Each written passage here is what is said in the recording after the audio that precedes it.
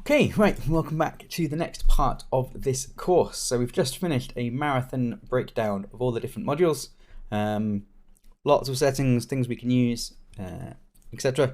And now we're going to have a look at some more what I've called advanced concepts. So Niagara is very complicated. This is the introductory course. There was going to be an advanced and a Grid 2D advanced course later on. So I'm saying advanced concepts, but these are sort of the advanced intermediate into sort of intro-y concepts. But anyway, advanced for this level nonetheless. So we're going to talk about collisions. We're going to talk about events. We're going to talk about the attribute reader, data interfaces, other data interfaces, and then finally parameter collection. So lots of good information here, lots of useful tools that we can use to build our effects. So starting with collisions.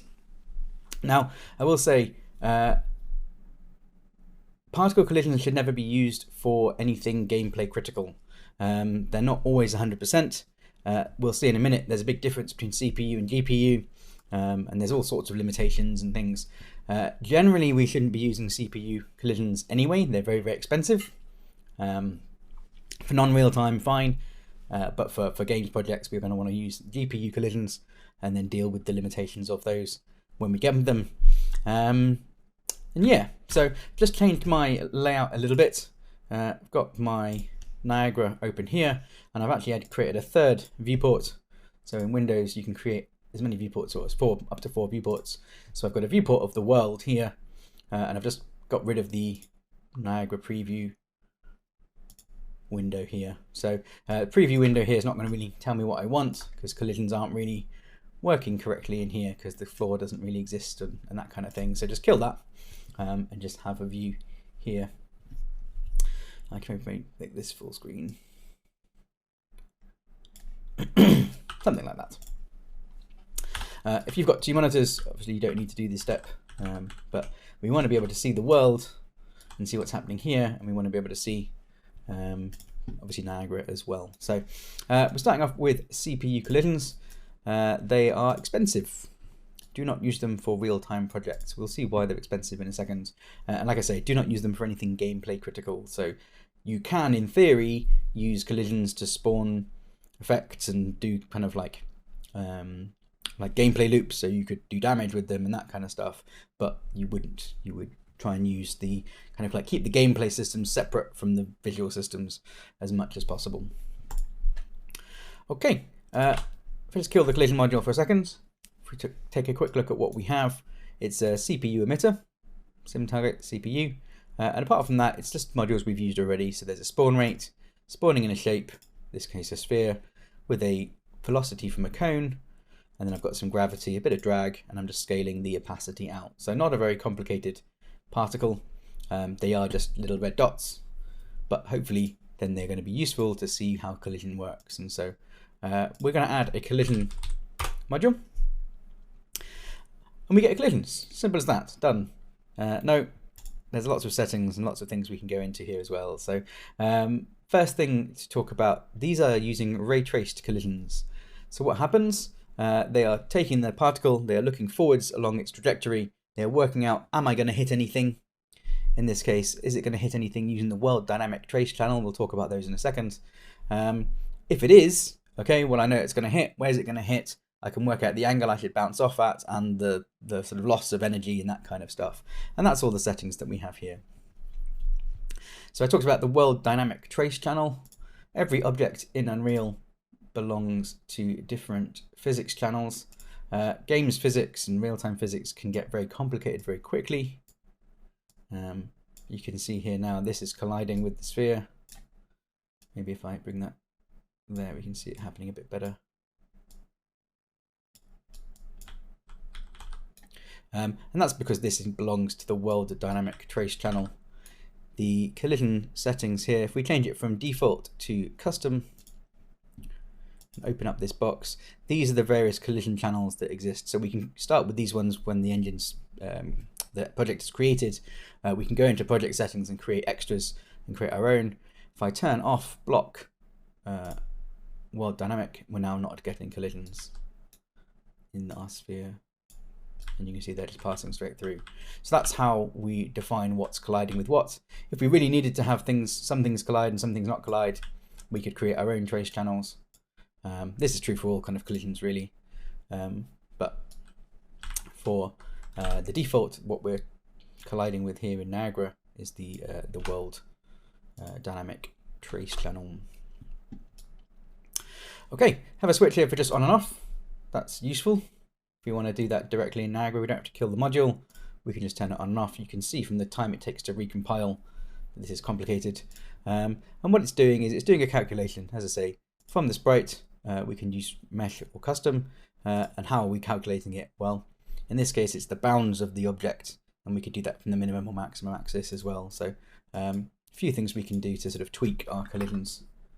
If we make the radius bigger, it's as if they're really big objects, even though they're really small objects, that kind of thing. Restitution, this is basically how much force is being kept. If I put this to 0, now they're just hitting the ground and sliding. If I put this to 1, all of the energy is bouncing off. If we use values over 1, we can create some nonsense that is completely physically inaccurate. And obviously, like everything, we can do this as a random range per particle. And so somewhere between 0 and 1, well, some things will bounce, some things will not bounce, and we can get this kind of spray type effect as well.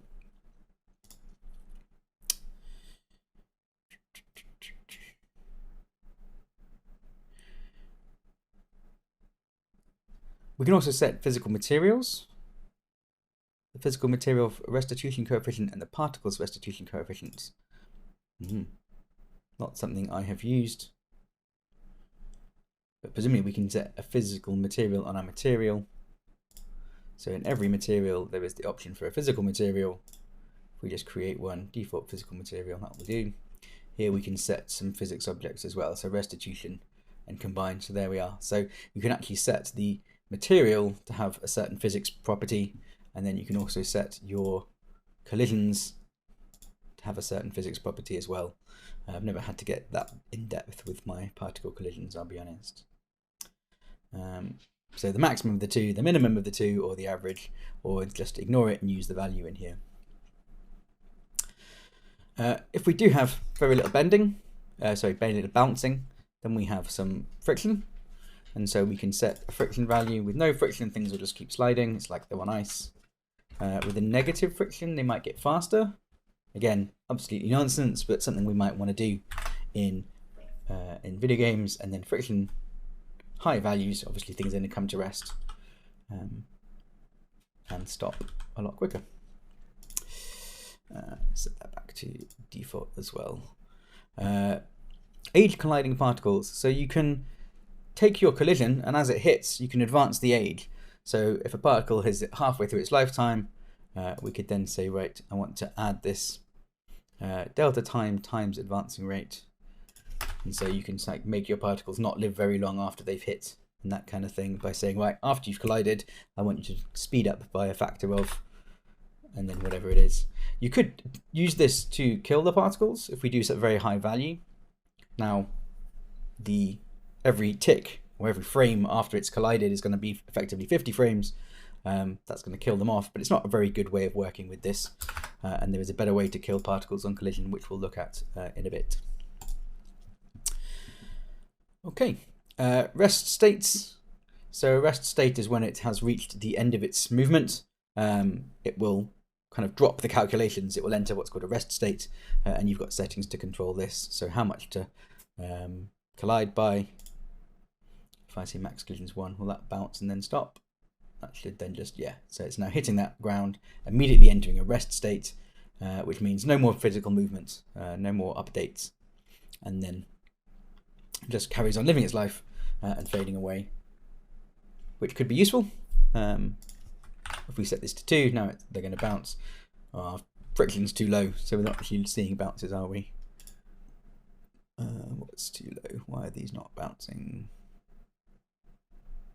Restitution's too low.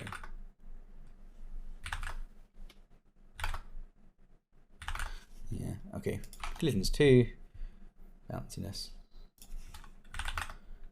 And there we are. We can do a little hop and then stop on the second time. So there's lots of controls for these things to make our collisions work. Here we go. We can choose our trace channel. We can make custom ones. choose how long the vector is that we're tracing along. But as I said, this is quite an expensive thing to do. If we turn on the performance tab here at the top, we can get a breakdown of performance, and we can see that the total cost of our emitter, it's 13 milliseconds, or 0.13 milliseconds I should say, and 76% of that cost is coming from the collision module. So quite a nice little debug tool just to see how kind of relative costs are. This doesn't work on GPU. You don't get the breakdown per module, just because the calculations happening on the GPU, we can't get the information back. So limited to CPU only. You can put things onto the CPU to see roughly what costs what in terms of sort of proportion and give you a rough idea. But obviously in this case, the CPU collisions and the GPU collisions are entirely different. So there we are. Cool. A few more quick bits on CPU collisions. This is the ray traced collision. The other option we have here is analytical plane. What this will do will allow us to use two planes, and we can specify a position and a normal, and effectively it just creates an infinite plane in that position. And so here, if I set this to be at 0, so 0, 0, 0 in world space, and then the normal of it is 0, 0, 1. So effectively it's a plane at 0 in the world pointing straight up, or with the normal pointing straight up, and we can see we get collisions like so. Now this is fine, this is what this world looks like, it's just a flat ground, but in terms of performance costs, this is now taking 0.08 milliseconds, so we've shaved, well, not quite half, 30%, 40% off our particle cost, and the collision module is taking up a lot less. So it's 60% of that as opposed to 80% of what it was before. So if you can use analytical planes, do so. They will be much improvement to your performance because of that. If you wanted to do a wall, well, I can do another wall as well. So I'm going to do this in world space. Let's see if I can get this right. If I want to put a wall here, this is in a position, this is in, well, let's just copy the location. I've got another details panel off screen, so I can just copy, position, paste. That doesn't work because that's stored as a position and this is stored as a vector. So I'm just going to manually copy the values. 500 minus 450. Let's try that. And the normal for that is going to be in the minus x direction. And there we are. So we can create another wall here. And so they're bouncing off the ground and they're bouncing off that invisible wall. So depending on what you're making, obviously if you are making something dynamic that could happen anywhere in the world, this isn't going to work very well. But if you've got, say, a piece of machinery that fires some sparks and you want them to hit the wall and hit the floor, you could just say, well, here are my wall and here's my floor. I don't need to calculate anything collisions. I can just use the, or don't need to calculate based on ray traced. Where are we? Up here. I can do analytical planes and say these two planes here. We could also promote these to user parameters if we wanted, and that would allow us to use the sort of set the planes in the world rather than having a different effect per thing. So that would be quite useful as well. Okay, I think that's it for CPU collisions. Obviously, there's a lot of settings. Not going to go super deep into every single one, but just be aware, if you are going to use them, use analytical planes if you can. If not, there is a cost to them. The more particles you have, the higher the cost, because obviously it's a per particle cost. If it's just a few, that's not going to be too bad, but trying to spawn out 1 million sparks and all hit the ground and hit the wall, going to potentially cause some real performance issues with CPU collisions. So we try and avoid them where we can. All right, in the next video, we'll have a look at GPU collisions. Okay, so if CPU collisions are expensive and we don't want to use them, then what about GPU collisions? Well, if we just change the sim target here, the collision module will automatically pick that up for us. And so if I go to the collision now, the GPU collision mode type here is enabled instead. Now, most of the settings are the same. We still have options for bounce and friction, rest state, etc. But we have a couple more extra ones. And we're going to have a look at what the type of GPU collisions we have available to us. So GPU depth buffer, what that is using is this rendered scene depth what do I mean by that? Well, if I go to where am I looking? Buffer visualization, scene depth. The depth buffer renders how far away a pixel is from the camera. If I move towards it, it will get darker. As I move away from it, it will get lighter. So we have a representation of the scene based on the camera. This is very useful. It's used for part of the compositing. You can use it for post-process, all of this stuff. But if we know where the particle is and we know where the pixel in screen space, or in distance from camera is, we can use that to do a collision check. Works quite well. There is a couple of limitations. The big one, it only collides with what's on screen. If it's not on screen, it doesn't know it's there. We can't collide with it. So you can see here, I'm getting collisions on the floor. As soon as I move my camera up, so there's collisions, or so the floor isn't there, now I'm not getting the collisions that I need. So up to you if that's a problem. It's very much a limitation of doing depth buffer collisions. If we are using a material that has an opaque rendering, so if I made this an opaque material, so let's say these were little rocks or something like that, that wouldn't work either, because opaque materials also write to the depth buffer. So you'd have to find a workaround for that. Here they're set to additive or translucent, and that doesn't write to the depth buffer. And so we can get our collisions like so. There is another option. If your engine has it enabled, your project has it enabled, we can use distance fields instead. Distance fields are another representation of the scene. They are enabled in the project. They're not expensive to access, but they do have quite a big memory footprint. And so depending on what your project is doing, you may or may not be able to store the data you need to create distance fields, or like to store them. So that is not in here, it's in the show, visualize. So there's mesh distance field and global distance field. If we enable the global distance field, you can see we get a kind of blobby representation of the world, and every object that's set to write to distance field will be doing that. You can see up here, so if our collisions were trying to be super accurate, this would not be accurate enough. But you can adjust the contribution as well. You can adjust the size and scale and how much you're applying, how much density effectively you're doing for your global distance field. Advantage of distance field collisions, of course, is the distance field exists everywhere. It doesn't matter that I'm colliding off screen because it's fine, it's there. The disadvantage, it's quite a big memory footprint, but these days distance fields are enabled for most real-time projects. It's definitely a big part of how Lumen works. It knows it has an easy to access or cheap to access kind of representation of the world, so it can use distance field for things like shadowing and that kind of thing.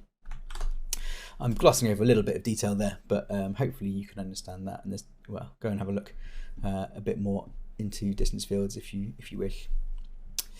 There is also a third option here, GPU ray traced. This is an experimental feature. This is an asynchronous GPU trace. Don't think this works very well. Personally, I haven't managed to change some settings. It is a new feature. It's trying to do effectively what the CPU does, but on the GPU, and unfortunately is causing problems, or at least isn't very accurate. So our colliding isn't really happening, tracing's going through, but this is definitely an experimental feature, so I wouldn't necessarily expect this to work. Not sure what's happening. It's firing off to the origin? No, because that's not the origin. Don't know. But it exists. There it is. Hopefully one day it will be better and will work better. Okay.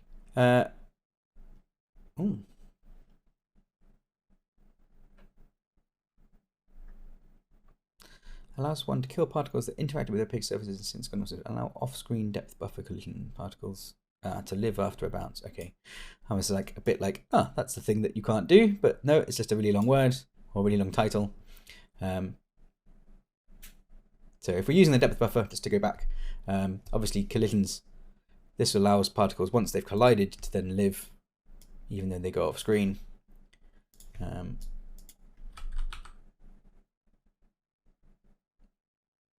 And you can see that happening here. So there's a few settings to control this. Otherwise, we set this to kill occluded particles, so they will become killed as soon as they hide behind behind opaque geometry. And you can see that column clearing the particles away. So yeah, depth buffer collisions, nice idea. Probably a good stepping stone in the world of technology, or the particle technology, to get to the collisions we have now, which is distance field ones, but unfortunately they have some quite severe limitations, which maybe isn't ideal. Okay.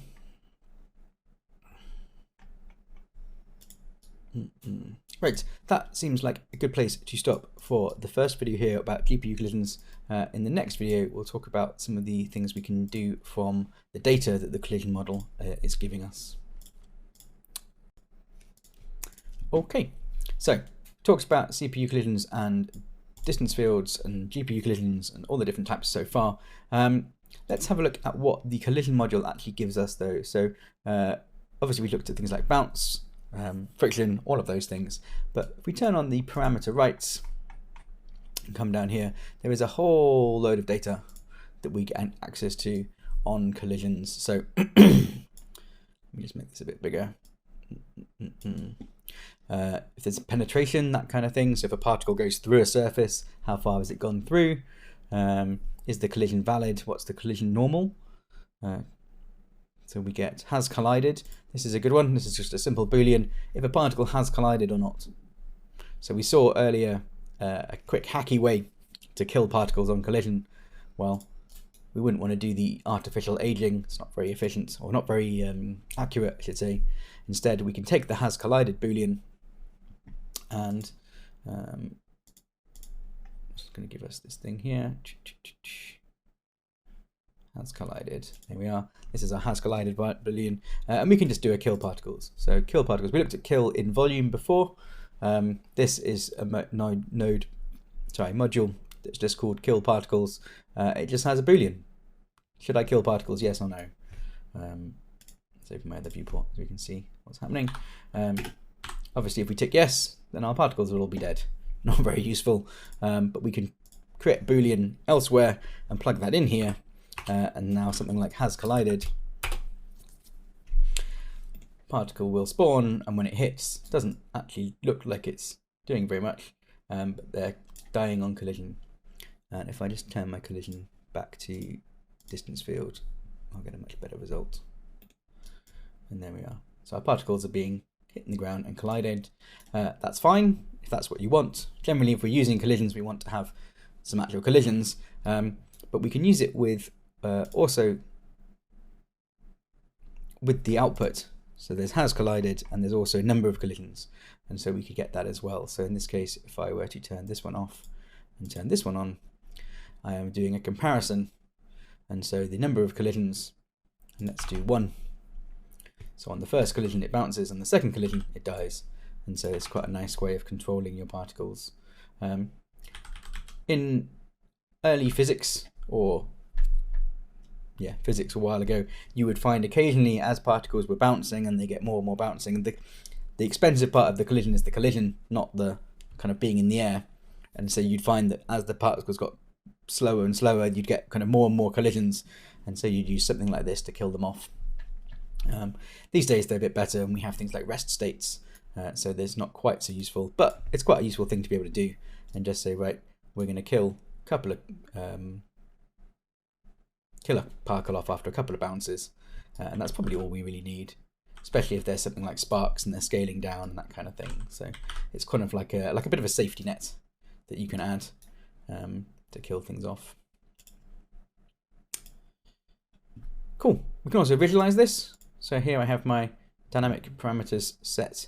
If I turn on second sprite renderer,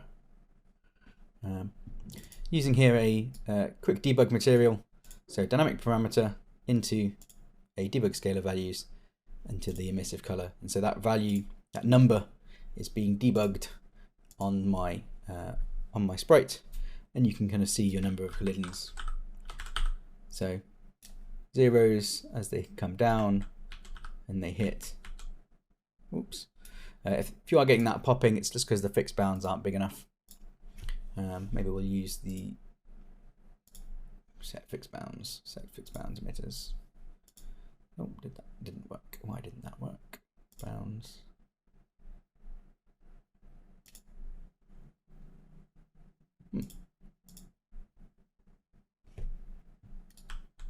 Oh, set it for the system. No, still not working. Let's turn off fixed bounds in here. I want fixed bounds of this thing. Let's just make it bigger.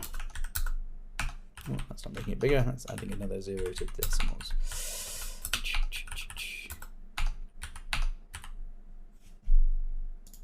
It's always a pain to work with GPU particles to make sure the bounds are correct, but the advantages are worth it. So there, if that runs for a bit, I can just turn off real time, and then I should be able to move around. And as I stop moving the camera, we can see this collide has collided one, these haven't collided. This one down here has collided a few more times. If I go over here, zoom in a little bit. I was saying about collisions, so this has collided 54 times and it's keeping colliding as it hits the ground. I turn real time back on and you can see the collisions are calculating up and up and up and up and up. So although it's not moving or doing anything, it's still calculating those collisions, which maybe isn't that efficient. So, interesting way of working. I use this quite a lot. Quick debug material, and then a quick debug dynamic parameter index. Dynamic parameter, and then I can just kind of plug in the value and see it in the world on the particle. There is the particle spreadsheet as well. If you go to debug, attribute spreadsheet, capture. This has not captured. Why is this not captured? Should capture on GPU.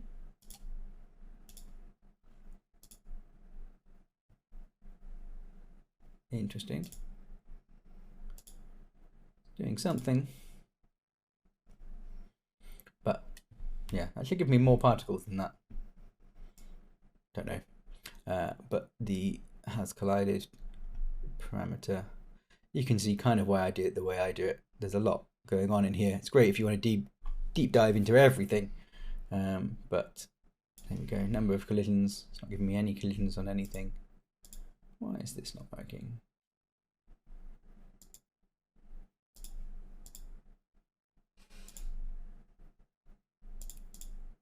Yeah, I don't really use the attribute spreadsheet, I'll be honest.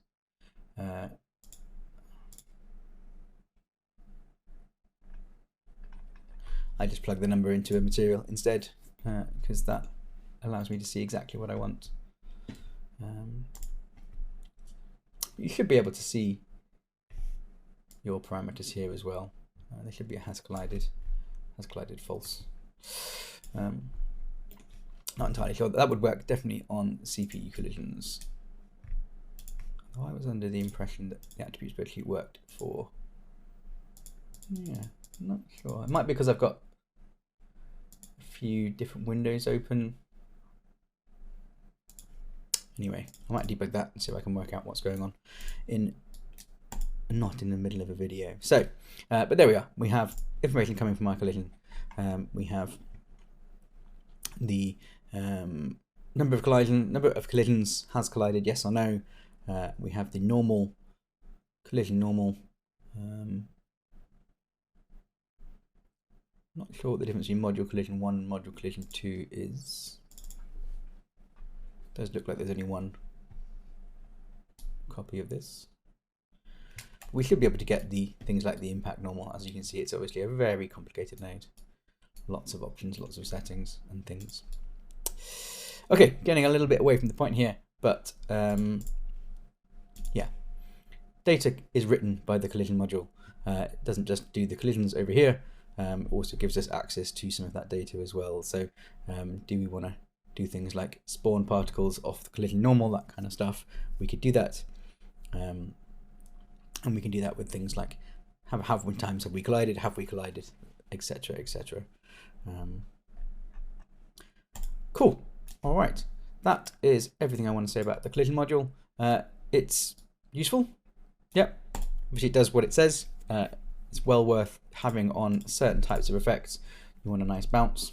I would probably always use some kind of kill after a couple of bounces, just to keep my system from kind of sitting there over calculating. CPU collisions, expensive, don't use them unless you really need to. GPU collisions, these are cheap, we can use these, do that. Let's say depth buffer has limitations of things being on screen and things not being included, but when it works very well. It's just that when it doesn't work, it doesn't work, which is a shame. But distance fields, if you can afford them in the project, and if you're using sort of latest versions of Unreal, you probably should be to using things like Lumen, then you want to have them enabled and use those. Okay, right, in the next set of videos, we'll talk about events.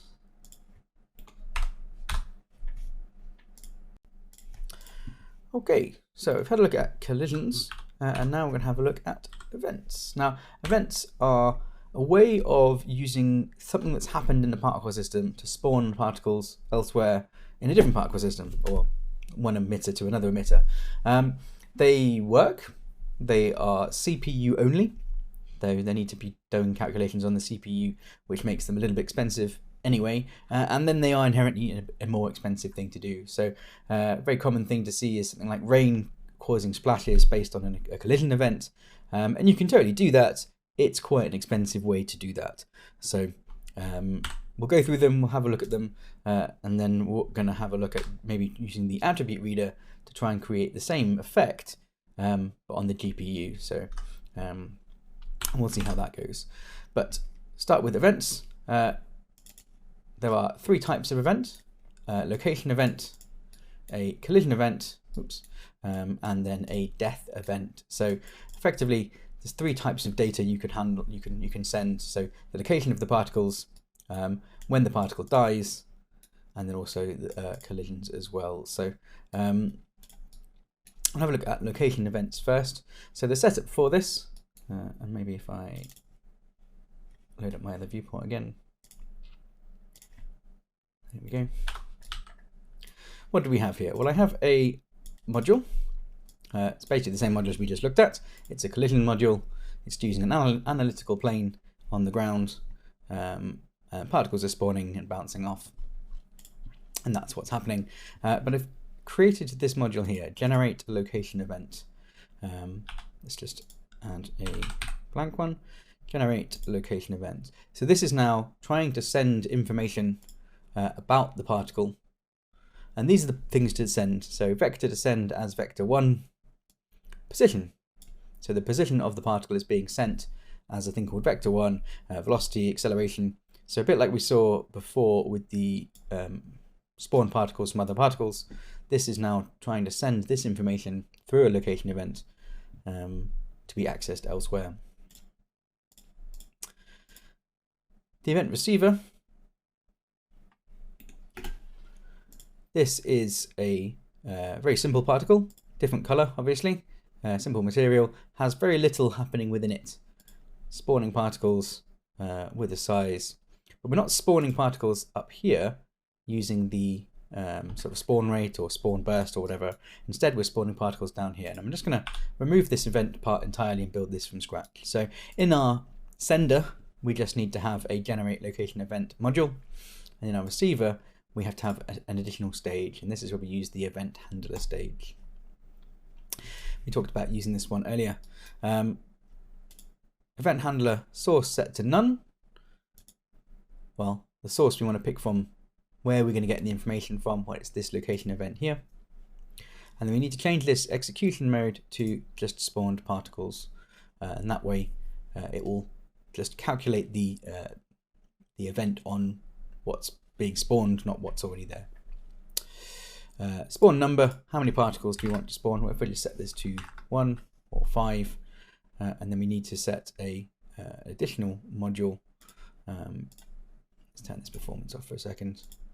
And we need to have receive location event.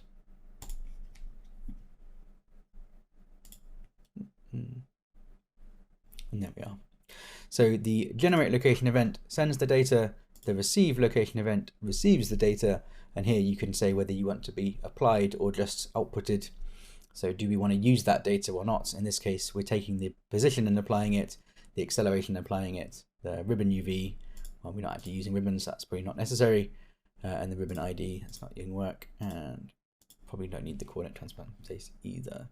So the position, the position of this particle is being transferred via the location event to this emitter here. If we just unisolate, just have them both, and you can see that happening. So in this case, we've used very different colors to make it nice and clear what's happening. Let's spawn one. So it'll be spawning one every event, and the events are happening at a rate of 30 events per second. If we scale this down, we'll get a lot fewer. Let's do 5, and you can see we're getting a little sort of stuttering within that, something like that. And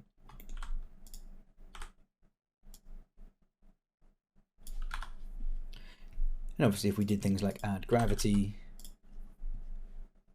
add some sort of forces, you can get this kind of trailing effect behind. The acceleration is being applied. There is a module inherit velocity.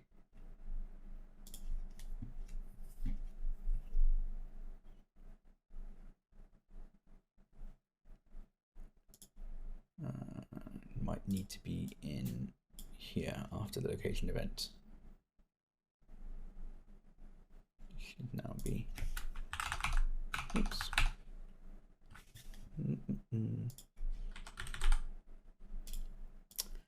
What is this writing? Let's have a look.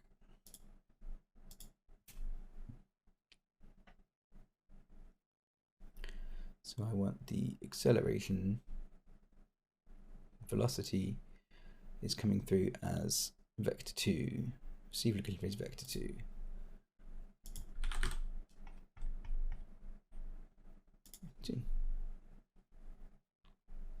There we go. So we have a velocity in our particles, in the red particles, and they're leaving a trail behind of little blue particles, and we're on top of that a little bit, and we're trailing behind. I mean, that's now not really trailing anymore, but you can kind of see what's happening here. So the information is being passed from the generation location event. This is the information that's being passed. These are the sort of hooks, as they were, parameters, and these can all be changed, and you can load in anything you like or change the input entirely. And what's being sent then is the data here through the receive location event, and it needs to be a separate stage in the system or in the emitter. If you do want to do anything after that, so here I wanted to use the vector 2. If I push this back up here, is it going to complain? Maybe it'll be fine.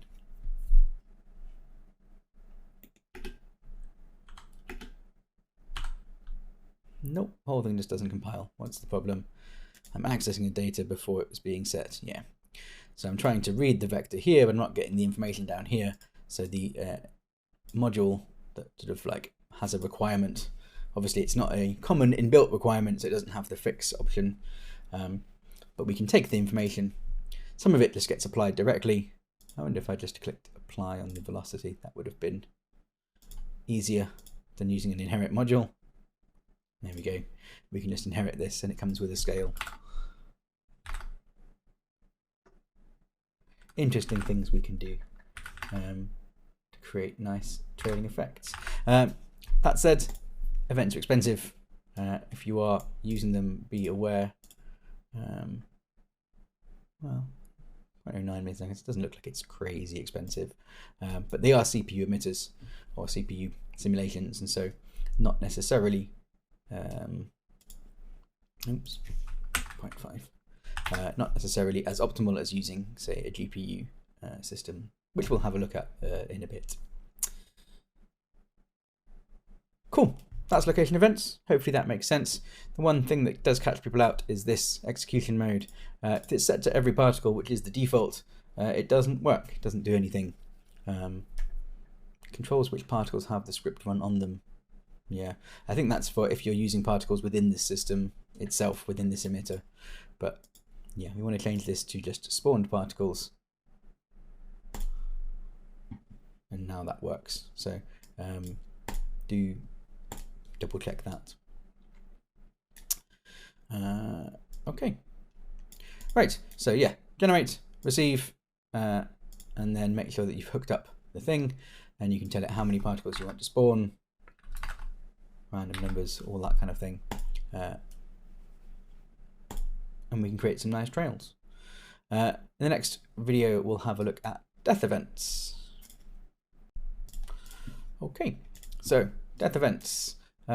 Setup is basically exactly the same.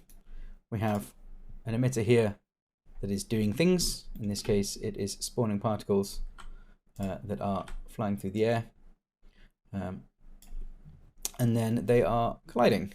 If I set my lifetime down to be much smaller, 0.6, 0.5, they are dying. My particles are dying in the air before they ever hit the ground, never do any collision.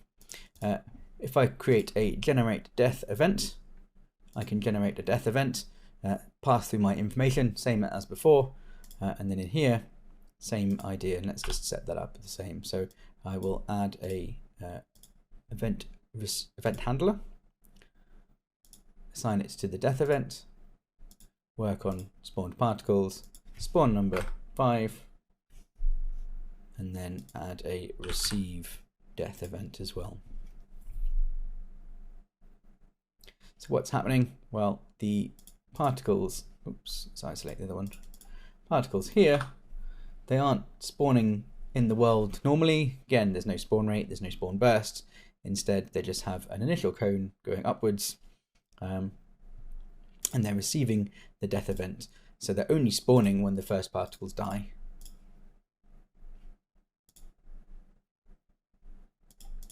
And so, if you wanted to show that kind of like breaking up, rather than doing add velocity here, again in here we could take out velocity and apply it, turn off that initial velocity in a cone. That kind of looks like my particles spawning. Obviously if we did the colors and things a bit better, let's do velocity scale random value, something like that. Oh, that's interesting. Probably would want to do some sort of cone velocity, but particle flies as it hits, or as it reaches the end of its lifetime, it just dies and then spawns out these other particles. Pretty cool, pretty cool. If I add this, can I move this down here? So after the death event, add velocity in a cone, and the cone axis I wanted to use is the, let's have a look at the right. So I'm taking the velocity vector, vector 2, so same one again. Output velocity vector, vector 2. So now the cone angle that's being applied to my particles' initial forces here is happening from the velocity, from the particle, so that the trajectory. Which could be good, could be useful for something flying through the air, breaking up into smaller pieces, that kind of stuff. So that's a death event. As I say, generally same kind of setup as before. Generate on one module, or generate module on one emitter, receive on another, and then the event handler as well. And again, make sure that's set to spawned particles, not every particle. Really not quite sure why that is not the default, but there we are. Okay, simple enough stuff, hopefully, but also possibly a bit expensive. Well, I have a decent GPU. Sorry, I have a decent CPU. These are CPU simulations, so it might be that the idea that events are expensive is a little outdated now on modern hardware. But as a preference, you want things to be GPU if you can. There we are. Cool. Last thing we're going to look at is collision events. Well, actually, the setup is basically the same. Let's have a look. In this case, we have a collision module, or rather a source module. Again, generate collision event. Maybe I'll scale this or rotate this down a little so it's pointing at the ground. Collisions are obviously happening here. We can see that. In this case, they are CPU collisions, which are expensive. So maybe this one will be a bit more expensive. But we have the same setup. We want a reference to the collision event here. Spawned particles. How many am I spawning? In this case, 10. We can obviously do a random number. Let's do somewhere between 10 and 5, create a bit more variation. And every time our particle collides, it fires off other particles. And so the red ones here spawning little green ones.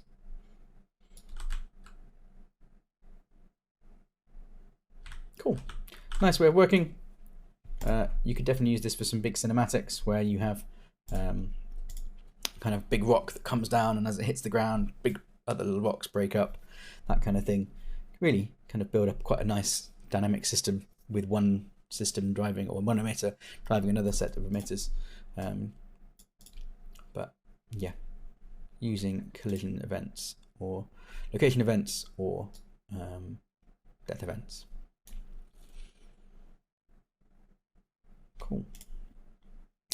All right, that's it for events. As I say, they exist, they are useful, they are potentially expensive, so use them sparingly. Don't just think that you can put this absolutely everywhere. But as always with anything with costs, do profile on your own hardware. Your source target hardware might be better. PS5 might handle this stuff very easily. Switch might not, mobile might not. Who knows until you've actually tested it, checked it out. But yeah, as a rule of thumb, these are all a little bit more expensive, or slightly on the more expensive end, I should say, of things you can do with particle systems. Or at least they used to be. Looking at these numbers, they don't seem too bad. But there we are. It's not the only thing. This seems easy. There's only a few particles in it, but real games have a lot more stuff in them. Anyway, I digress. So these are events, location, collision, and death. Now what happens if you want to do this on the GPU instead? Well, we can't do it directly. If I change this to GPU, it will complain and tell me cannot use event write nodes on GPU sims, does not like it. If I change this one to a GPU, it will probably say the opposite. Event scripts are currently unsupported. Please consider using particle attribute reader instead. Well, that's what we're going to do in the next set of videos. We're going to try and replicate these three things by using the particle attribute reader. Some of it's going to work quite well, some of it's going to be a little bit hacky, but we've managed to get something that is pretty similar for all three of these exclusively on the GPU. So we'll have a look at that in the next set of videos. Okay, right, hello and welcome back to another video. So in this section we're going to be having a look at using the attribute reader. We're going to be trying to replicate the location events, death events and collision events functionality, but doing it completely with GPU particles and using the attribute reader to pass that data across and try and get the same result. So it's a little bit hacky, a little bit more advanced. We will be getting into writing our own Scratch modules and doing more complex things in the other two, but we'll cover that in the next video, because the first one, a location event, is actually quite simple, and it's something we've already covered. When we did the ribbons, we talked about sampling particles from other emitters. So I have here an attribute reader system, or emitter.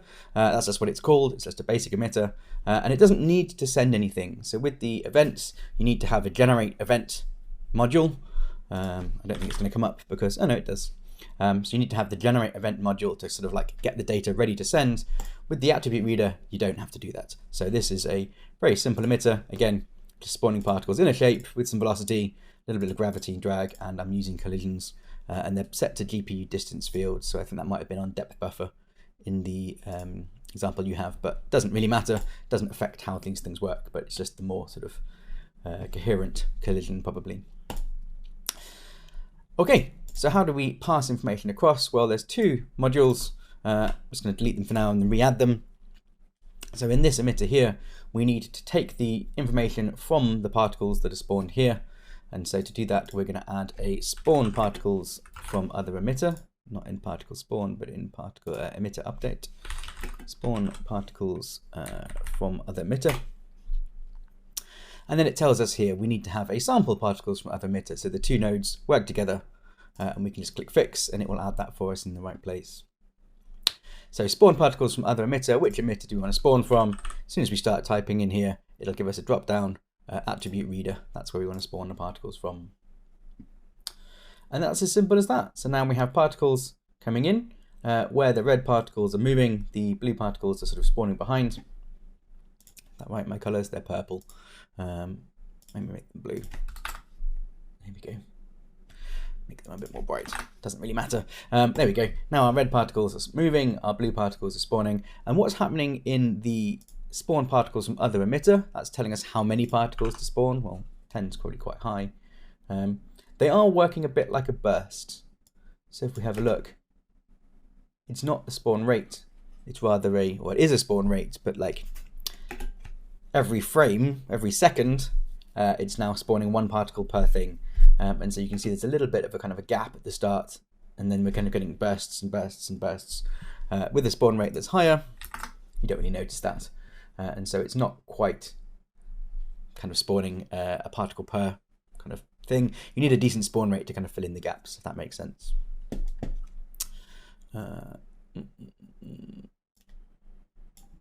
We have a cap. If we're spawning too many, we don't really want to make millions and millions of these things, but obviously we can adjust that. Because we're dealing with GPU particles, there's not a huge cost to having hundreds and hundreds of these things, or thousands or millions of these things, but you can obviously adjust the values that you need here. So that's the spawning part of it. The other part is the sampling. By default, the only thing that is being applied, or the only thing that's actually being sampled, is the position, and that's why we're getting this movement here. If I turn that off, we'll now have particles spawning up in the origin. So it's still doing the spawn from other emitter, but it doesn't know where to spawn them. We turn on position sampling, apply to attribute. Now we get that. We can also do velocity sampling. So same as we looked at before. If I turn that on, we've got two choices. Do we want to add the velocity, or do we want to overwrite the velocity? Well, in this case, it wouldn't actually matter because there's no initial velocity to this particle. And we can scale that as well. So something like 0.5 maybe works a little better. And we can do random values and all the usual good stuff with Niagara. So something like that. Now our red particles are firing, blue particles are trailing along behind. And anything we change in here, if I change this to be, let's say, from point, obviously that's going to be now affected to all the particles because it's following the location from the other particle. Back in cone. Cool. With all of this, I say there's all this data we can get. So we can get color, we can get lifetime, we can get mass, materials, etc., etc., etc. We don't have to apply it here. We can also just set this to override, or sorry, to output only. And so now the velocity is being written, but not being applied. And you can see that in the parameter writes. We go right down to the bottom with parameter writes on sampled velocity. And so you can sample position, sample velocity, sample any of these things. Let's turn on age, output, lifetime, output. And it should now, might need to refresh it. Age, lifetime, etc. So you can choose exactly what data you want. Obviously, only take the data you need. There's no point in taking data you don't need. But we can also apply it up here as well. So we'll do apply to attribute. Okay, that is basically the same as the location event. We're using the position of one particle to drive the position of another. In the next video, we'll start talking about the death event and then getting a bit more complicated with some custom Scratch modules as well. So we might do a quick aside just on Scratch and what that is first. So we'll do that in the next video. Okay, so before we dive into the death event receiver, which I have enabled here, I want to talk a little bit about Scratch modules. So So far we've been working with the modules that Niagara has. Nothing wrong with that, perfectly acceptable way to work. There is a lot of them, as we covered in the previous module. There are tons of different sort of settings and parameters and features and all those things you can change, and you can build up your own inputs, and like, it's very dynamic, very powerful. There's an awful lot you can do, and if you're just starting out with Niagara, I'd really try and keep to that side of things, not try and dive too much into the custom stuff just to start with, because you can do so much with it. You don't need this extra level of power. But once you start doing things and you start sort of realizing that all of the connections and all of the sort of data manipulation that you're doing with Niagara is very, very powerful, we start thinking, well, let's try and do our own. Let's write our own modules. Let's build them up. So that's where the Scratch module comes in. We can save modules to the disk. We can save modules out as an asset that can then be shared between different systems and different emitters. But the Scratch module kind of creates just a little local kind of playground, or a little local use workspace. That's the right word. A little local workspace where you can build your own little module. And the way it works, when it's a Scratch module, it only really applies to this emitter. If it's something we want, we can save it and we'll make an asset and make it shared. But quite often you just want to do a little custom one-off, and you don't want to have to save loads and loads of one-offs onto your disk. And that's what the Scratch module is for. So before we get to that, every module, we've done this once or twice, but every module, if you double click, will open up in the module editor. I'll just full screen this one. Now, there is a lot going on in here, a lot of features that I've also never used. But you can do a little bit, and you can go a long way with just a little bit of knowledge. So it is worth opening up existing modules. A lot of them are very complicated, I'm not going to lie. Let's try the samples one. Yeah, lots and lots and lots of information coming here. If you're lucky, it's a modern one and it's got nice comments and things are explained. If you're not lucky, it's one of the older ones, and everything's a bit of a mess. Let's see if I can find one. Lost the encode. Yeah, fortunately no comments and things around this. Okay, well, a couple actually, tell a lie. But they are useful. They are interesting to kind of like break down and see what's happening. So we'll start with a really simple one and talk a little bit about the sort of workflow and kind of components and parts of what makes up a module. So as always, we've got our kind of details panel here on the right.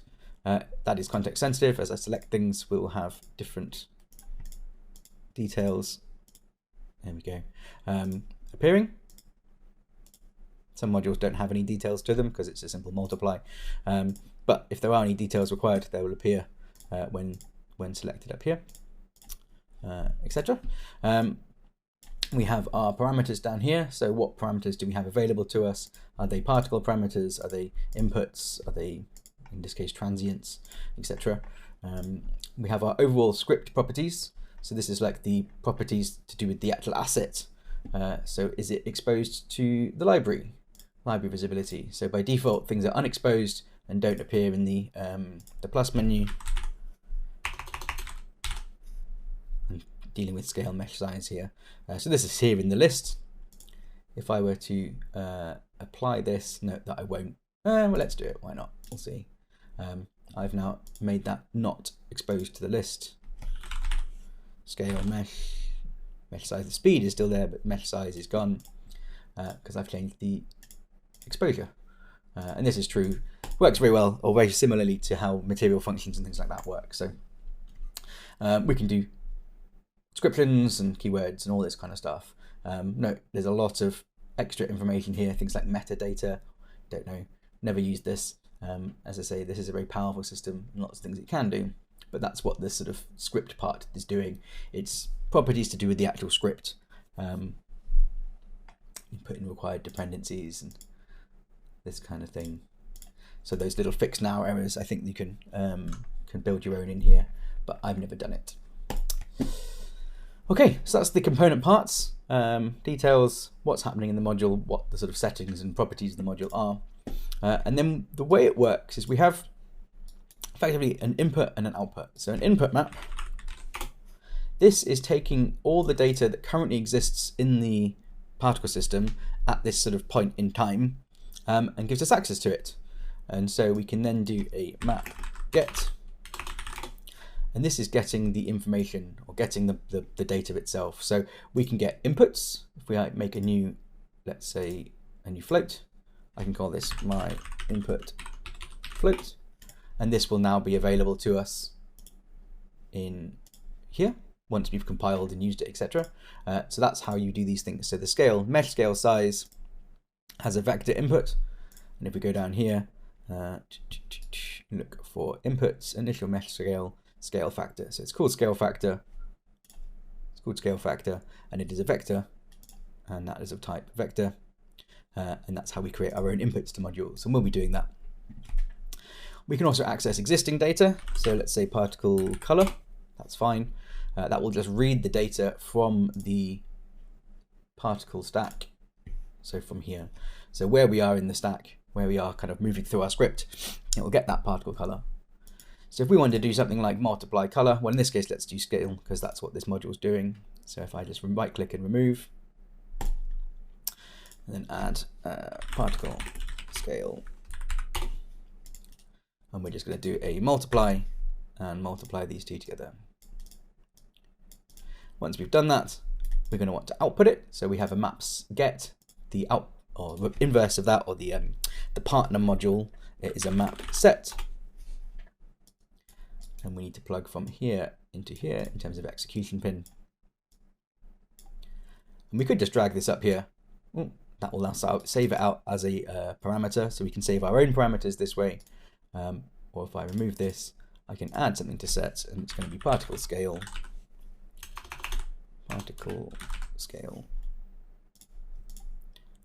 like so. And then finally, output module. Oh, I don't think I can make another one of those. I think I just have to reuse this one. So effectively, we've done the same thing. There's some extra things going on here with initial scale and transient, but this is the same logic. We've got an input value, we've got an existing scale, so we're reading data, we're adding our own input, and then we're outputting the data that we want. So take input scale, multiply by a value, give us an output scale. I'm going to put this back because there's some extra things happening in here with initial scale and transient mesh scale factor. I'm not entirely sure what this extra bit is doing, but you can see the logic still there. The initial mesh scale, scale factor. This will be to do with scaling other things, and not entirely sure, but yeah, that's a very quick overview of what Scratch does and how it works. These are complicated. There is an awful lot of powerful things that you can do within them. I don't want to go too deep into them in this workshop. I'm going to do an advanced Niagara course, and we'll cover these in more detail. But yeah, hopefully that makes sense. Basically, we're taking input data, we're doing some edits to it, doing some code, and then we're doing output data, and then we put that in the right place in the stack, and we build our own module. So that's what we're doing for a couple of things in the next few videos. But hopefully that makes sense. We aren't going to go through every single kind of command and module and things. Maybe we'll do a real deep dive into Scratch and building our own modules at some point. There's an awful lot you can do in here. It's a very fully featured node-based editor for doing, well, almost anything, etc. But hopefully we know enough to sort of use it. It is one of those things that you may have to kind of spend some time debugging or Googling or asking on Discords and forums. Yeah, haven't seen great resources for learning all of this stuff, but maybe I'll make one. Okay, rambling a little, but hopefully that makes sense. We have our input, we get our map get the information we want, whether that's an input or existing data, do some maths, output the data we want, and then output from the module, and we can build up our own scripts like so. Okay, in the next module or the next video, we will have a go at doing that in order to create a death event type functionality. Okay, so let's close these off for now. Try and compile this, save this. Hope I haven't actually made any changes that break that. scale mesh. Yep, still exposed. Good. Don't need that. Okay, so our death event. Let's just go back to here so we can see what's going on. So this initial setup is the same. We're doing spawn particles from other emitter, and we're then sampling data, and then the scratch module that I've made here is what's doing the magic. If I disable that, you can see we're basically getting the same result as before. We're getting this sort of location event type effect. And we need to think about exactly what it is we're trying to do. So we want a death event. We want to have an event that happens when the particle's lifetime, when the parent particle's lifetime, the thing we're spawning from, is very near the end. Now, if we look at our sample particles from other emitter, we can get age sampling. So particles.age, that is sort of the normalized age. Maybe it isn't normalized. Maybe it's just an unnormalized age. But we can get that. We can get a value for what the particle, the parent particle, is doing. So let's have a look at that. We're going to use our debug feature. So I have sampled particles from other emitter, sampled the position, also sampled or outputted the age sampling. I don't want to apply it. I just want to get the information. And if I turn on this dynamic material parameters and the other sprite renderer, and I'm just going to put my spawn rate down so that I'm not getting anywhere near as many particles. And a bit small, let's make it a bit bigger. There we go. We can see the value we're getting. So I'm doing this sort of live debug where I'm getting the information. So if I make this a bit bigger, unfortunately, names get pretty long. So in this module, sample particles from other emitter, I'm taking the age, sampled age, output sampled age, and then I'm writing that to a float in my dynamic material parameters, and my sprite renderer is debugging the float value. So now I can see what does my age value actually do. Now up here it's 0.1, 0.2, that's useful, 0.7. Okay, so I can see it goes over 1, so it's not a normalized value. And then right at the end here, I'm getting values up near 2. And if I look at my attribute reader module, initialize particle, I've got a random value between 2 and 2. That's not very clever. Let's just do a value of 2. I have a lifetime of 2. So the particle age is going from 0 to 2 because 2 is the maximum lifetime, so it's not normalized. But now I know if I've got a value here that goes from, say, 0 to 2, well, I don't want to have a burst event at the end of its lifetime, but what I can do is say, right, well, in the last 5 seconds or 5.5 seconds, no, 0.05 seconds, start spawning. So I've got a 2-second long lifetime and I want to simulate effectively a death event, but rather than being one single frame on death burst, I'm going to do a little bit of like, well, if I have a high spawn rate for a very short time, it's similar enough. This is where it gets a little hacky, but the result is going to look very, very similar. So I say for the last 0.05 seconds of the particle's lifetime, I want to fire out my particles. Hopefully that makes sense. And the way we're going to do this is with this module. So this is the scratch module. Maybe we'll make this ourselves from scratch, but we'll do that in the next video. Okay, so let's create a new scratch module. Let's keep this one disabled. New scratch pad module. And this is what we get as a sort of starting point. We have our input map, map get, map set, output map. And so we get a sort of initial starting point of what we can do. We can see up here in the left the different modules that exist. So I've got some different modules that I've been messing with. If I go back to my system overview, oh, I've closed the viewport, haven't I? That's why that doesn't look so thing. Here we go. So normally it's down here and there's a viewport, but obviously we've killed the viewport off. So they're up here. And we can do things like right click and what have you. Create new ones, so create assets from it, delete, rename, all that kind of stuff. So we double click our scratch module. This is what we're editing. And now I've actually overcomplicated this in the example that you have. And all we really need to do here is very simple. We need to take the sampled age value.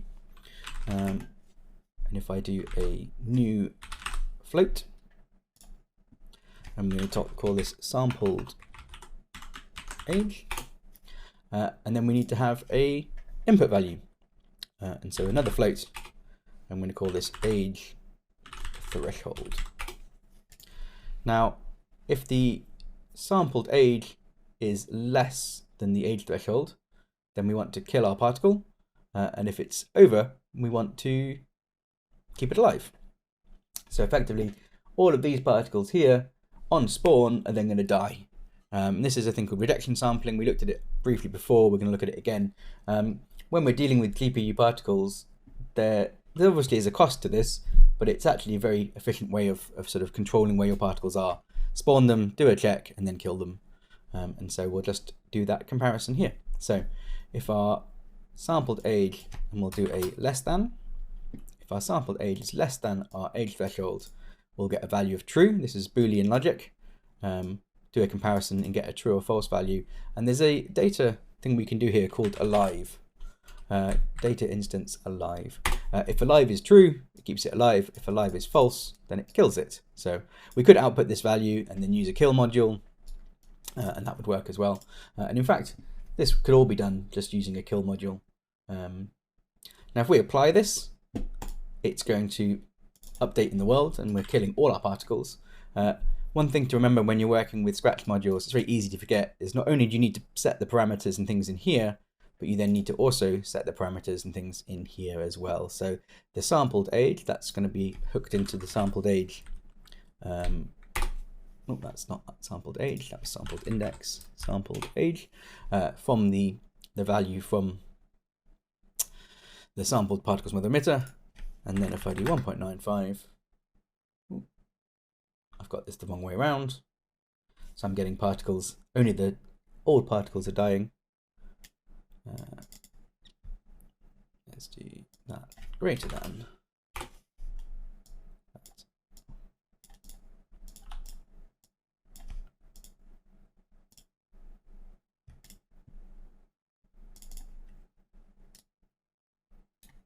Sampled age, age threshold, greater than.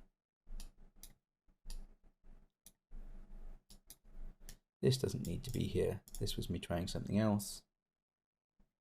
Why is this not working? Let's have a look. This is definitely working. As you can see, it's quite complicated. It's easy to get things messed up. But that should be working. Is that not the same? Let's double check. Sampled age greater than age threshold. Sampled age greater than age threshold. That does appear to be working now with this one enabled, and not that one enabled. Not sure exactly what wasn't working with that. I guess I had it the wrong way around, and make sure things are enabled. But we can see now, as the particles spawn off, these values here are always going to be greater than 1.95. Because basically we've said if it's less than 1.95, kill the particle. As I say, we could have just done this in the kill module. If I do a kill particles, and we'll do a Boolean by float comparison, and we'll do a comparison between sampled age, particles, sampled age, output, sampled index, sampled age, and 1.95. So I turn off my Scratch module. That's A is less than B.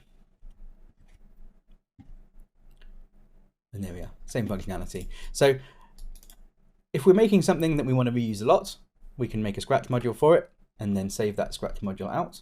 So if I give this a name,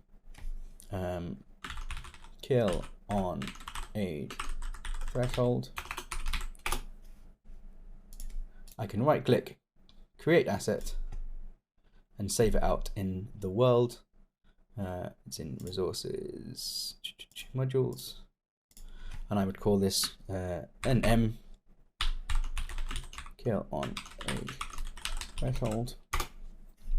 And this is now a module that can be edited and shared and reused, but it's not necessarily complicated enough to need a module. We could have just done it here with the kill particles with the dynamic inputs. And there we are, you can see this. So transfer position on old age. I was doing something with transferring position as well. But that's not actually necessary. It doesn't look like. If I bypass it and just pass the position into the position, nothing happens. So, or at least nothing breaks, I should say. So I'm not quite sure why that happened before, but oh, I think I do know actually. I think when I built these, it's been a few weeks since I built them, I built the collision event first once and then went back to the death event, and the collision event does use transfer position on collision. So that will be why that happened. But just shows how easy it is to overcomplicate things and build in extra parameters and extra functionality that isn't actually doing anything. There's small performance cost to that probably. But taking a step back, building this up again, thinking about what we actually need, all we're doing is a location event, but by capping things to the last small percentage of a lifetime, we can replicate the same idea as a death event. So particles spawning up here, obviously before we had more of a burst. Well, if we use a very high spawn rate, it's going to feel a bit more like a burst. It's not going to be exactly a burst, but it's going to be close enough. And let's just use the kill particles module. And if I make this 1.98, it's going to be even more kind of like right at the end. So cool. Hopefully that makes sense. A lot of really complicated things happening there. A few key takeaways. Firstly, we could do this purely within the module with inputs. Doesn't need to be a Scratch module. But if we do want to use a Scratch module, this is the way we do it. We have a map get and get information, and then we do a comparison, and that's all we need to do in this case. And then a map set, and map set to data interface alive. Data instance, sorry, alive is the same as using the kill particle module as well. And yeah, and if we want to save this out, we can do just right click, save asset, and now any system we want, any emitter we want, we can get access to this kill on age threshold. But really, it's probably fine just using a kill particles module.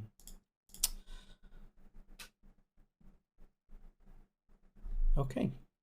All right. In the next video, we will have a look at the collision receiver, and we'll do the hack version of a collision event.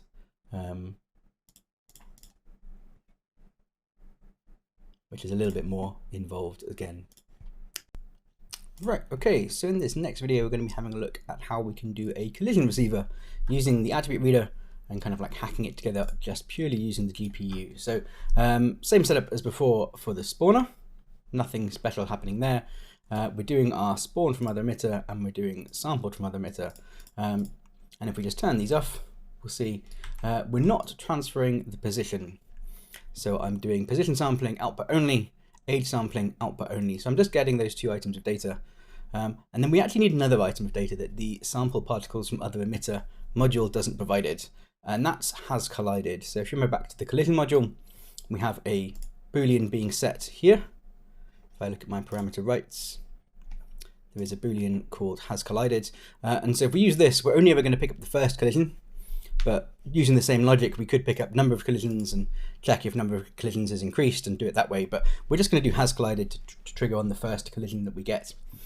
Now the way we're going to do this is with a Scratch module. And it's this one here, get has collided. So I'm just going to turn it on and open it up. And what I've done, or what we need to do here, is we're going to use this thing here. Well, maybe we'll do this from scratch actually. Let's make a Scratch module from scratch. New Scratch pad. So the way I did this was I had a look at the sample particles from other emitter module. It's got a very similar functionality to what I want. And if I open it up, it isn't a simple module, not going to lie. There's a lot going on in here. But if I look at the beginning, thankfully, things are nicely commented out. Establish sampling index. So this is what I want here. I want to have the sampled index. So I want to know which particle am I referring back to in my original emitter. And if I have a look at some of the sampling things, this is what we're going to be copying from as well. So no, that's age. Where's the thing? Yes, this node here. So sample something by index. In this case, it's a float. So we're looking at the lifetime. So we need a reference to the particle reader data interface and also this thing here, sampled index. And this is what we're just going to copy and paste from this module. So if I go right back over here, sampling index, this is where it comes from. If I just take all of that section, including the map set at the end, I can copy, go back to my scratch pad and paste. And so these are map gets, so I can just use those. This is the exclusion pin. So the first thing I'm going to do is do a get the spawn particles from other emitter, number particles in the emitter, plus the total previous spawn particles. I don't need to fully understand this. I know it works because I've copied it from a module that works.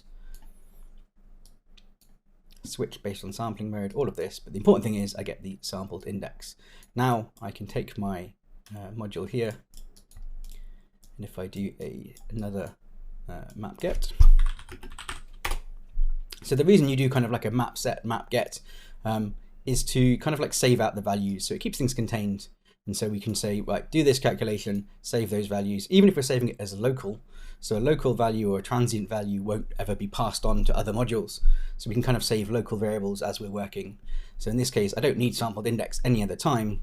So I can calculate it here, save it here, and now I've got access to it here. And it's so just kind of like creating a like a kind of save point, or kind of like a break in the script. And then the other thing we need is a attribute reader, particle attribute reader, and we're going to do a get boolean by index. The index is going to be the one we just calculated. The boolean is going to be has collided. Collided. That's not how you spell collided. Collided, I think. And then we're just going to get the value here. Has it collided? Yes or no? And we're going to output that. And it's going to output to the namespace particles, because I want to save this to the particles so that I have access to it later on. I don't want it local. I don't want it transient. This is a particle script, so it runs on the particles. So the output, I want to go to the particle value. And I'm going to call this sampled has collided. And what this will do, if I've done it correctly, is it will take the particle index and calculate the sort of particle index being calculated from spawn particles and other emitter, or calculate the same index as in sample particles from other emitter, and then give us a it has collided, and give us the value get has collided, or has collided from the boolean. It needs to know which emitter to use. That's what this error is for, and it's called attribute reader. That's the one that I'm spawning from. Okay, we'll just check if that's worked. So the way I'm going to do this is just temporarily, I am going to apply the position. And then if I use my get has collided boolean as a kill particles, just to debug to make sure that this is working. If I do a sampled has collided, what we should find is here, after the collision, these particles are no longer spawning.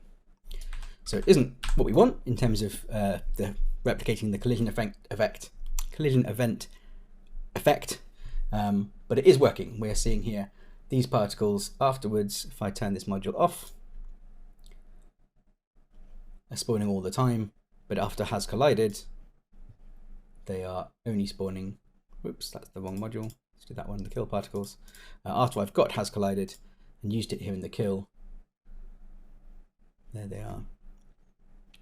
Okay, that's the first step.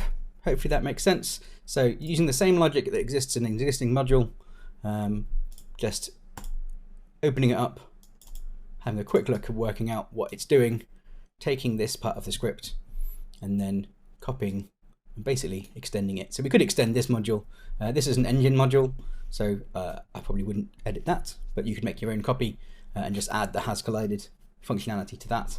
It's probably quite a nice thing to do if you're doing any kind of collision-y things. Or we can just make our own module, in this case, get has collided. And what it does is it samples the module, or samples the index from the other module or the other particles, and then just gets the value. So get bool by index, particle index.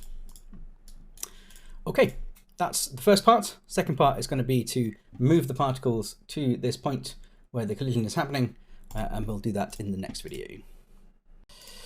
Okay, right, so we have the has collided value from the other emitter, and looking at what's happening here, it is working, but a couple of things that I have discovered.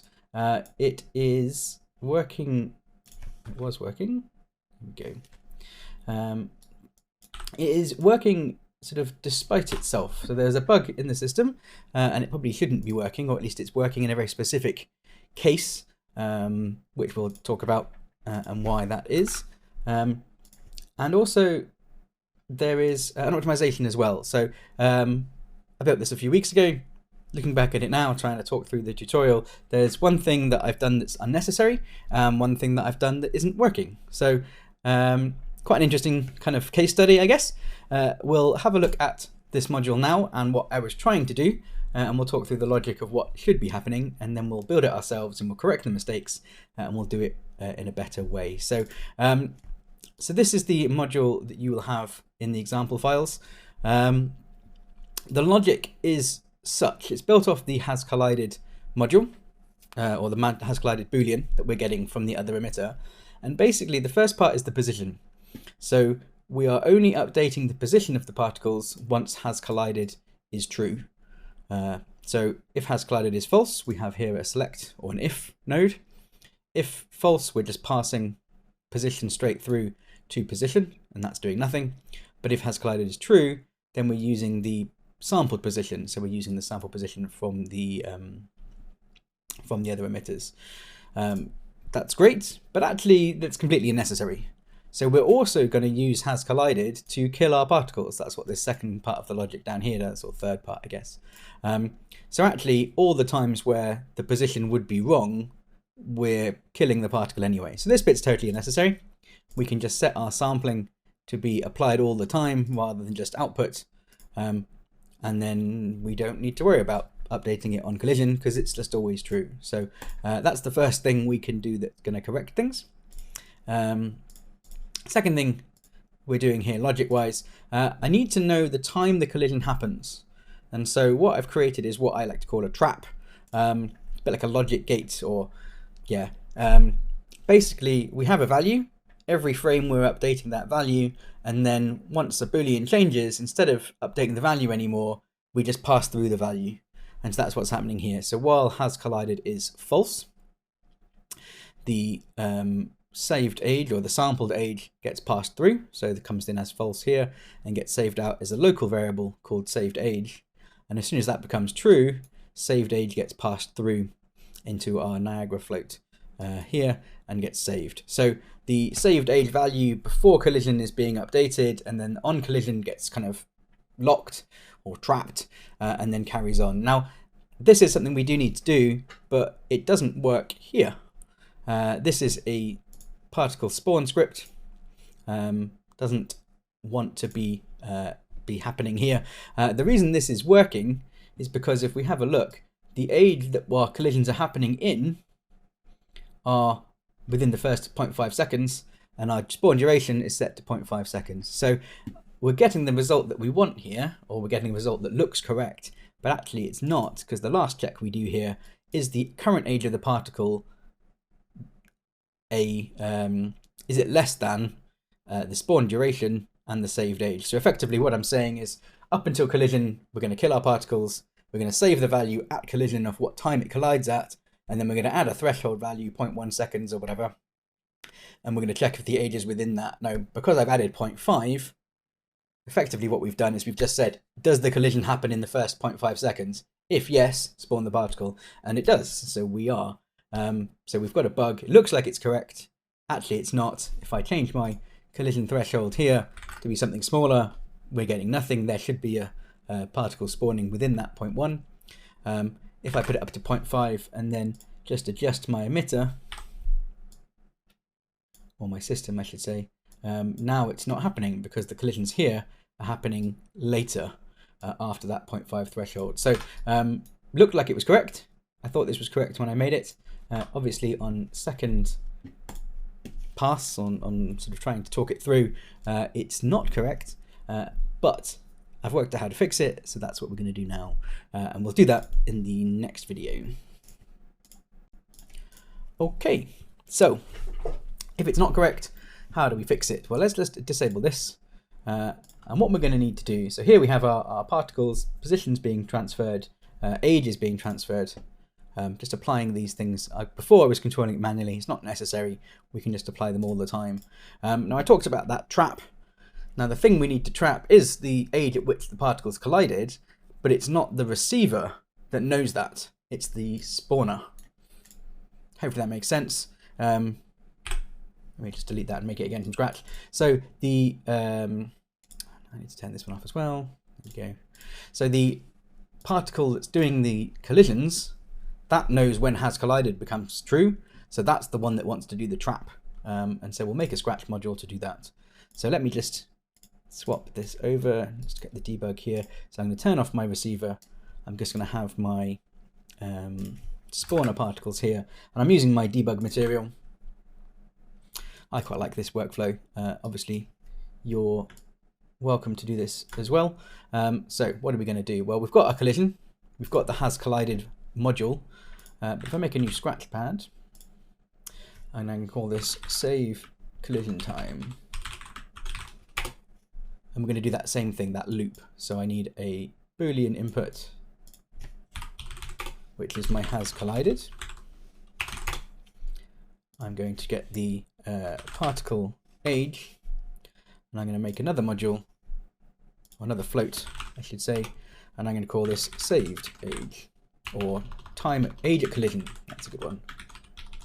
Always makes sense to give your names as much information in as possible, make them as clear as possible.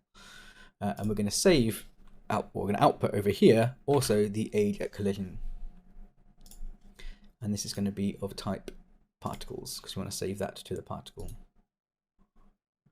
Space particles. Okay, so same logic as we said before, based on has collided. If has collided is false, then I want to take the particle's age and then save it at age at collision.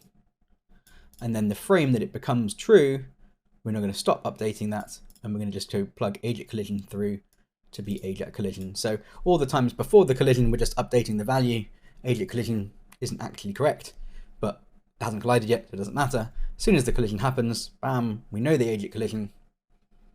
We can save that out, and that's what this is going to do. So save, comment, save age at collision. Okay, hopefully that makes sense. So it's quite a nice little way of working. I've also laid out these things. Oh, come on, move. Why? Let's just undo those things. Can't leave things in a mess. There we go. Save age at collision frame. Okay, so now this system here, let's just have a preview of it. If I turn on my dynamic materials, the module that I'm writing, let's show the writes age at collision, particles age at collision, that's the same name. Why is it not working? Well, this hasn't been set up. Has collided needs to be hooked up to the has collided Boolean that comes from collisions. Okay, what we should see now, first few frames here, the particle's value is updating. As soon as collision happens though, the age at collision value gets kind of locked away, and now we know what age was the particle when it first collided. Now we know that here on the attribute reader, but we need to also access that here in our collision receiver, but we've already built that logic in the has collided. So all we need to do is add another get float by index, or another get by index I should say, and firstly we're getting the Boolean, has it collided yes or no, and also the float, what age was it when it collided, and we'll save that out as a particle parameter. Hopefully that makes sense. Let's just reset the view on this. We know that's working, we can just put it back to the sprite renderer. Don't need to set the dynamic parameters anymore. If I go to here, we've got has collided. Let's do the same thing, and let's do particles age at collision, sprite renderer. And so you can see now in the first particles here, well, they haven't collided, that's just their age. But for these later ones, these values here should be going up to like over a second or 2 seconds or whatever, but it doesn't, because they're passing through the data when the collision happens.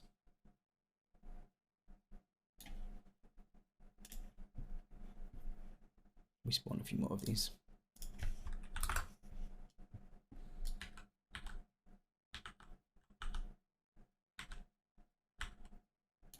So just to demonstrate that, if I change my age at collision to be my sampled age,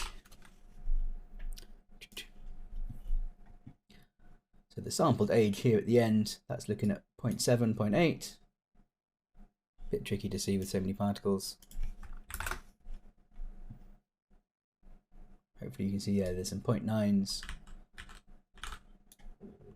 Definitely some larger values over here. Whereas the age at collision, if I change that back to the sampled, not sampled, it was age at collision.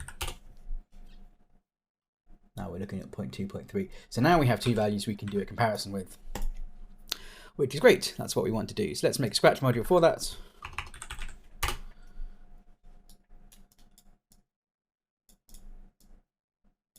And so the inputs are going to be a Boolean of sampled as collided. Because if it hasn't collided, we're just going to kill it. And then we also want a Boolean, an input of a float, which is going to be the sampled age at collision.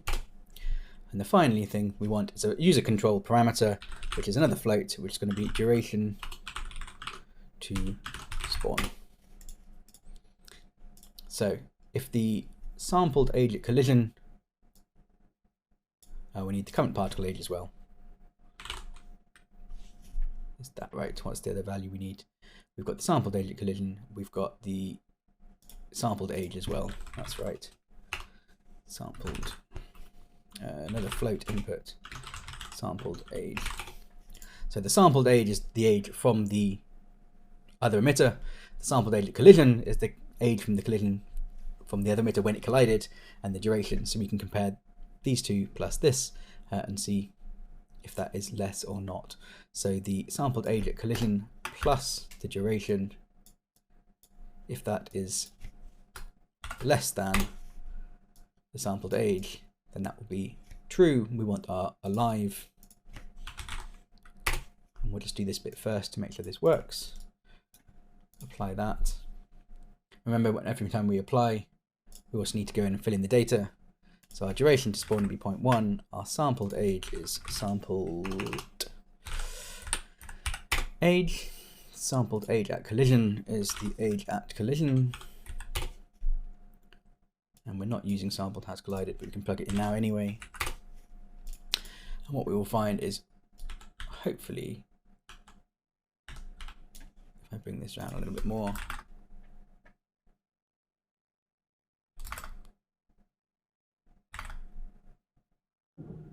so I think I've done my greater than and less than the wrong way around. It's definitely having an effect. Let's have a look. So my sampled age at collision, that's my fixed value when I collided. When I add this, if my age is, let's try greater than. It's very easy to get these the wrong way around. A little bit of trial and error. Or you can sit there and really think about it. Now a nice small value in my duration to spawn should be doing something which it's not. Why is it not? Age at collision, sampled age, sampled from other outputs, sampled age, age at collision.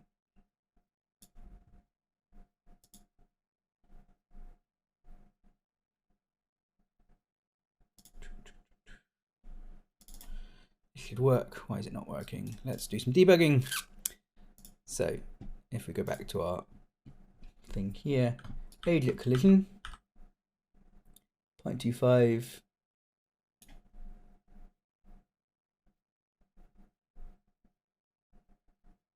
the right value's kind of there. If I change this to sampled age,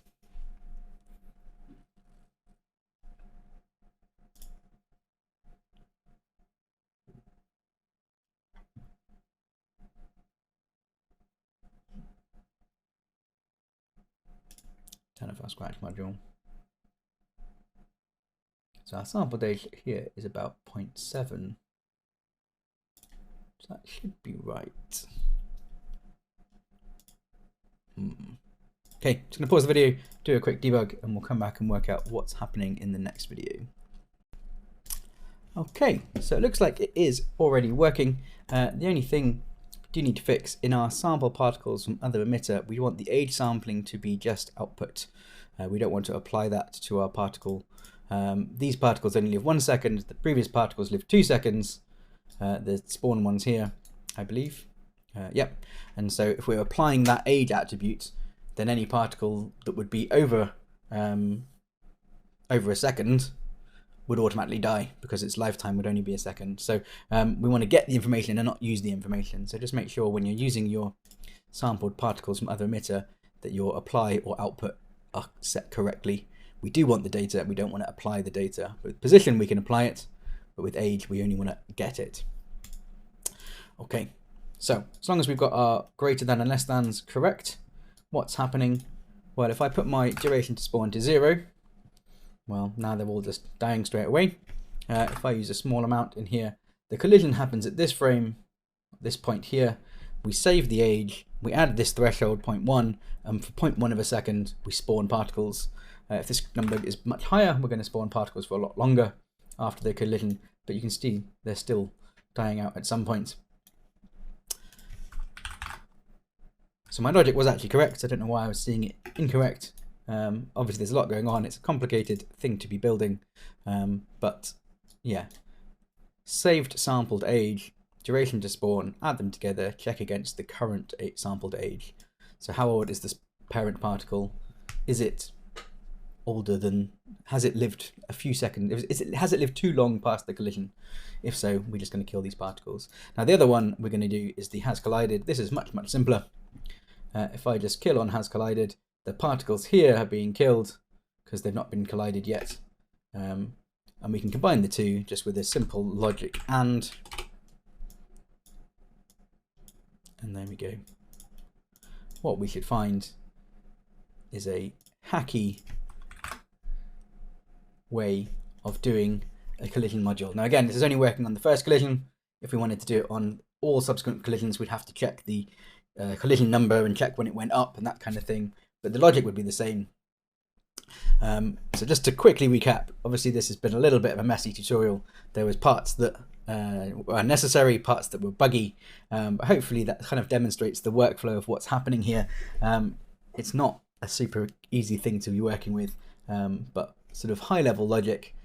We have information in this emitter that we need, the has collided value and also a time for when that collision happens. Has collided we get, that's fine. We need to work out the collision time ourselves using this kind of trap loop. Don't know if there's a technical term for this, but every frame before the collision happens, we save a value. As soon as collision happens, we stop saving that value, saves the value at a certain time. It's a really nice little kind of way of working. I've used it quite a lot for various things. In this case, we're trapping the age at the collision happened and then passing that data off to our second module using our own custom sampler. In this case, my get has collided, copying the same index logic that already exists in the other module. And then the two things we're getting are the has collided boolean and the age at collision float. Once we have that data, we can then do another check. I mean, again, we could probably do this with the kill module, but it's nice to do it here within the scratch as well. If it hasn't already collided, well, kill it. That's fine. That'll kill off the first parts of our particle. If it has collided, when did it collide? Is it within a certain threshold of now? And that allows us to have this short threshold, short period where things are spawning based on collision. As I say, it's a small time window with a high spawn rate as opposed to a burst, so it's not exactly the same as a death event logic, but it is fully GPU, which is a very nice place to be. Just to check that it works, let's hope it does. If I move this up and down, obviously the time to collision changes. We're not getting that bug that we had before. Before it was only working because the time to collision was within our threshold. That was obviously wrong. Now the collision module is dynamic and updating accordingly, or the collision effect is dynamic and updating accordingly. So pretty nice. Yeah. Interesting problem to solve, and hopefully one that demonstrates kind of the real power of Niagara. As I say, we have hundreds of modules. We spent hours going through them all. They exist, they're useful, they're flexible, you can update them with inputs, all that kind of stuff. But when we really want to get into something sort of unique or something specific, we have access to it all. It's a little bit tricky to work with. Some of the syntax is different, but usually you can kind of like look at existing examples, muddle through, try and work it out.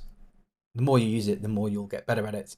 But we have access to that. We can get data from here, use data there, change it all up, and build up these really nice, dynamic, and interesting systems.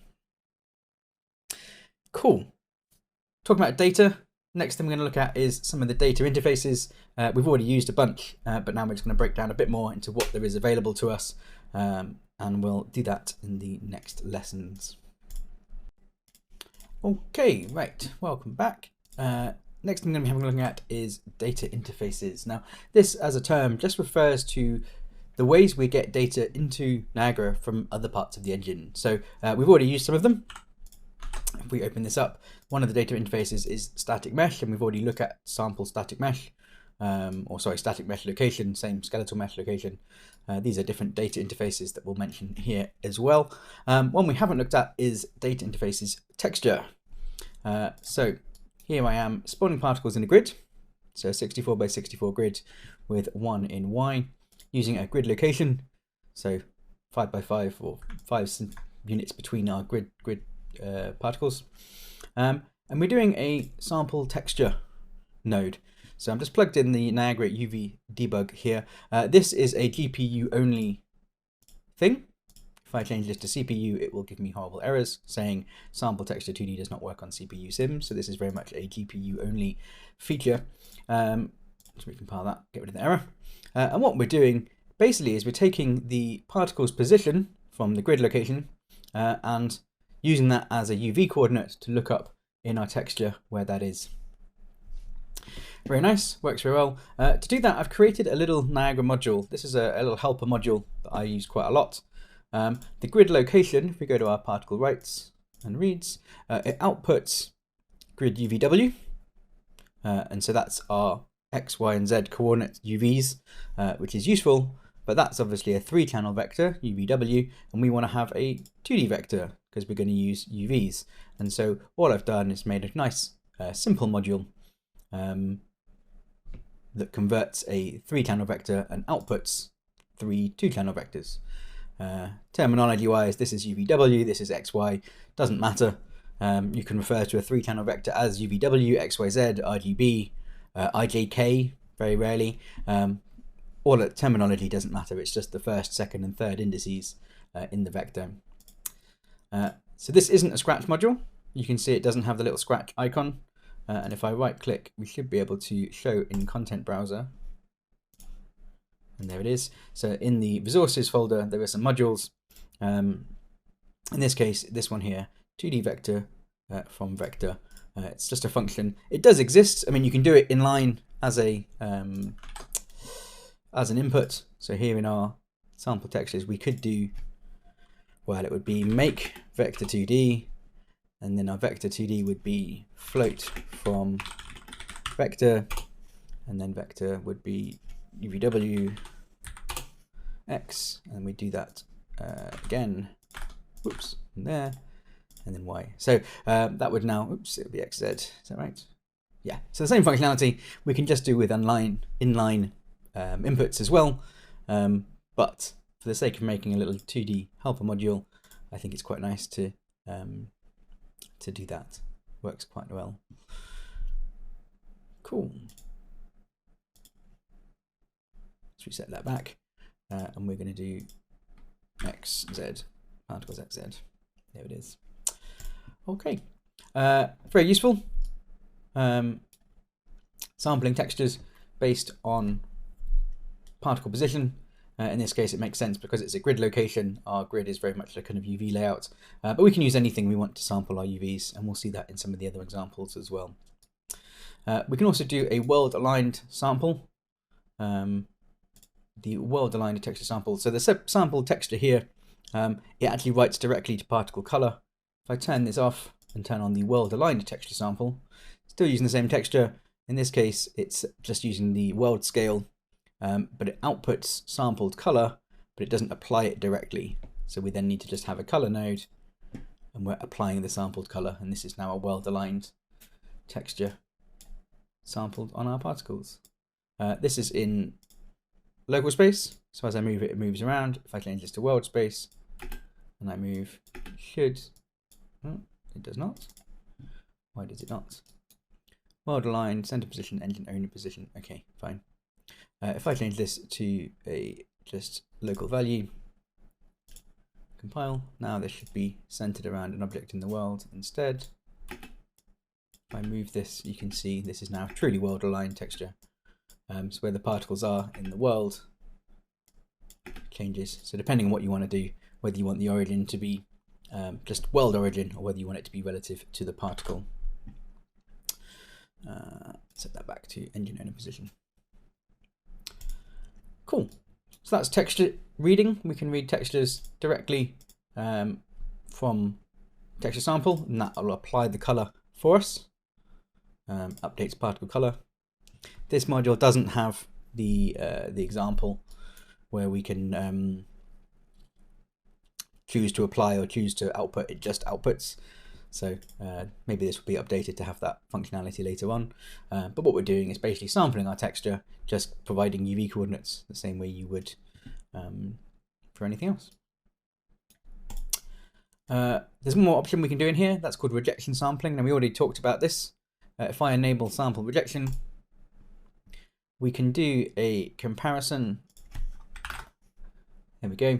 And we're just saying, is this particle, is the value we've registered in this particle greater than 0.5 in the red channel? In this case, these particles are.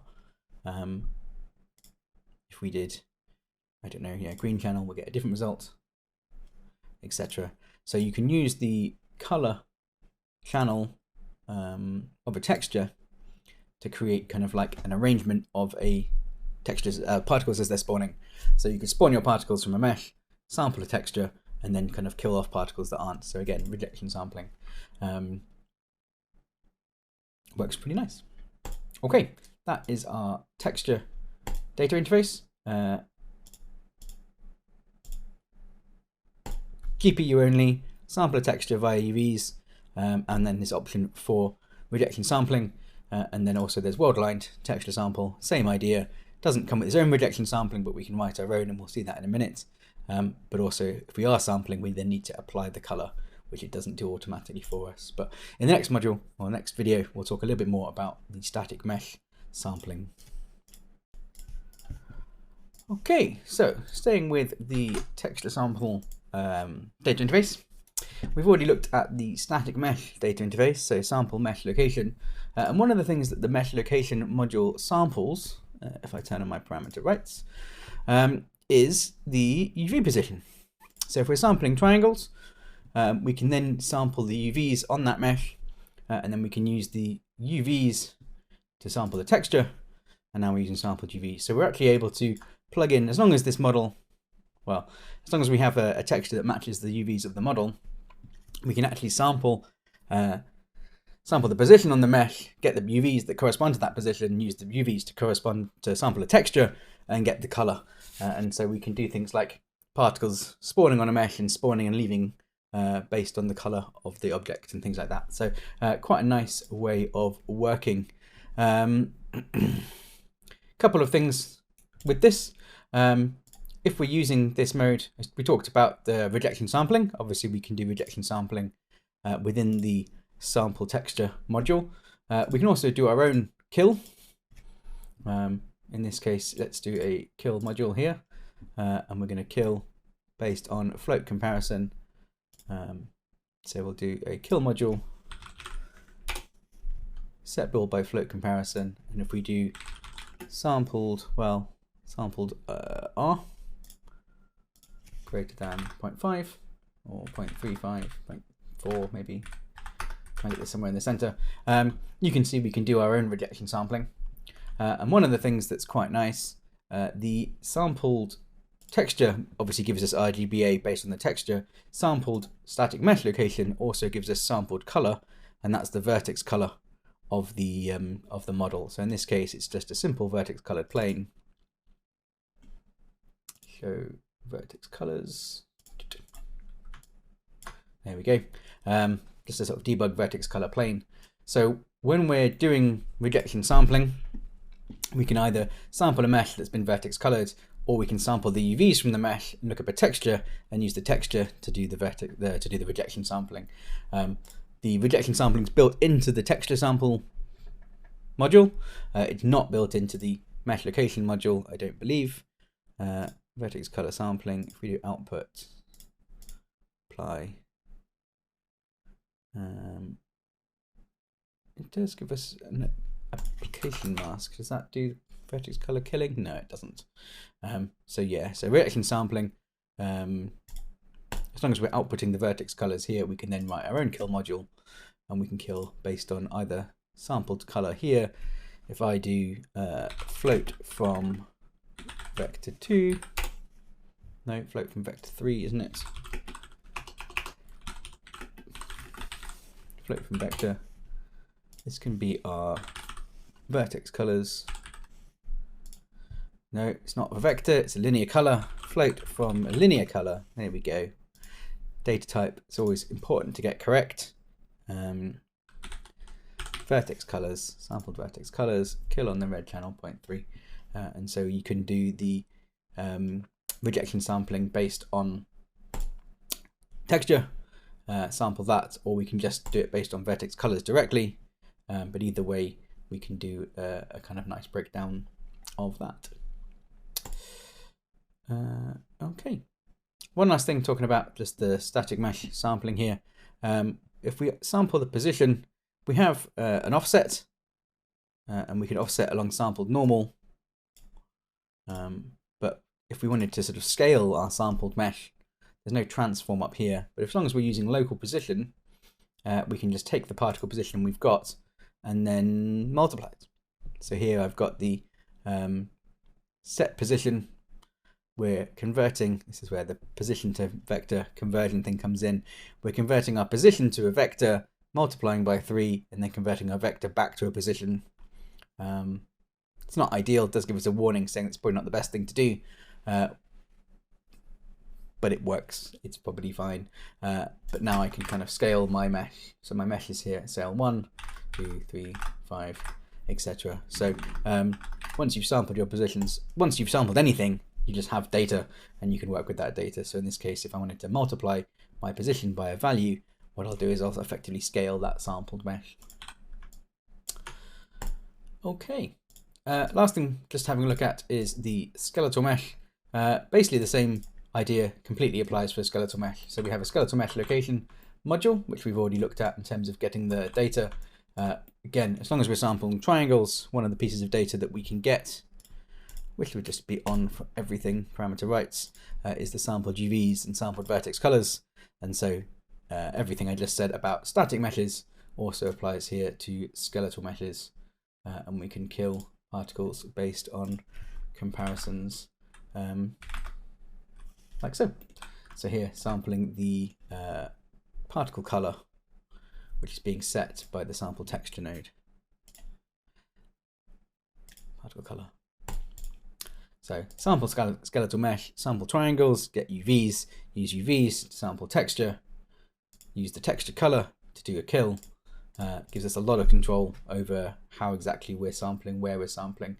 So if you had a character who had, I don't know, bits of glowing armor, and that glowing armor had little bits of particles floating off it, you could import a mesh that was just that armor.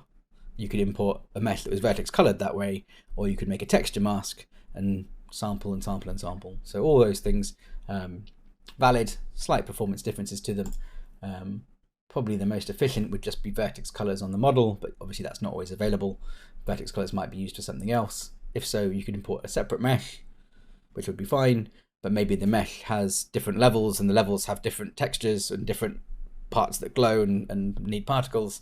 Well, rather than having lots of meshes, we might be easier to have lots of textures and just use the emissive texture map to power our thing. So hopefully that makes sense. Again, we'll have a look at some of this in the worked examples in the last module, but realistically, just sort of think in mind, you can always use anything to power anything. It's just about making the connections and making the links to make that all work. Okay, that's the sort of the main useful data interfaces, textures and models, but there are loads more, and we'll have a look at them in the next module.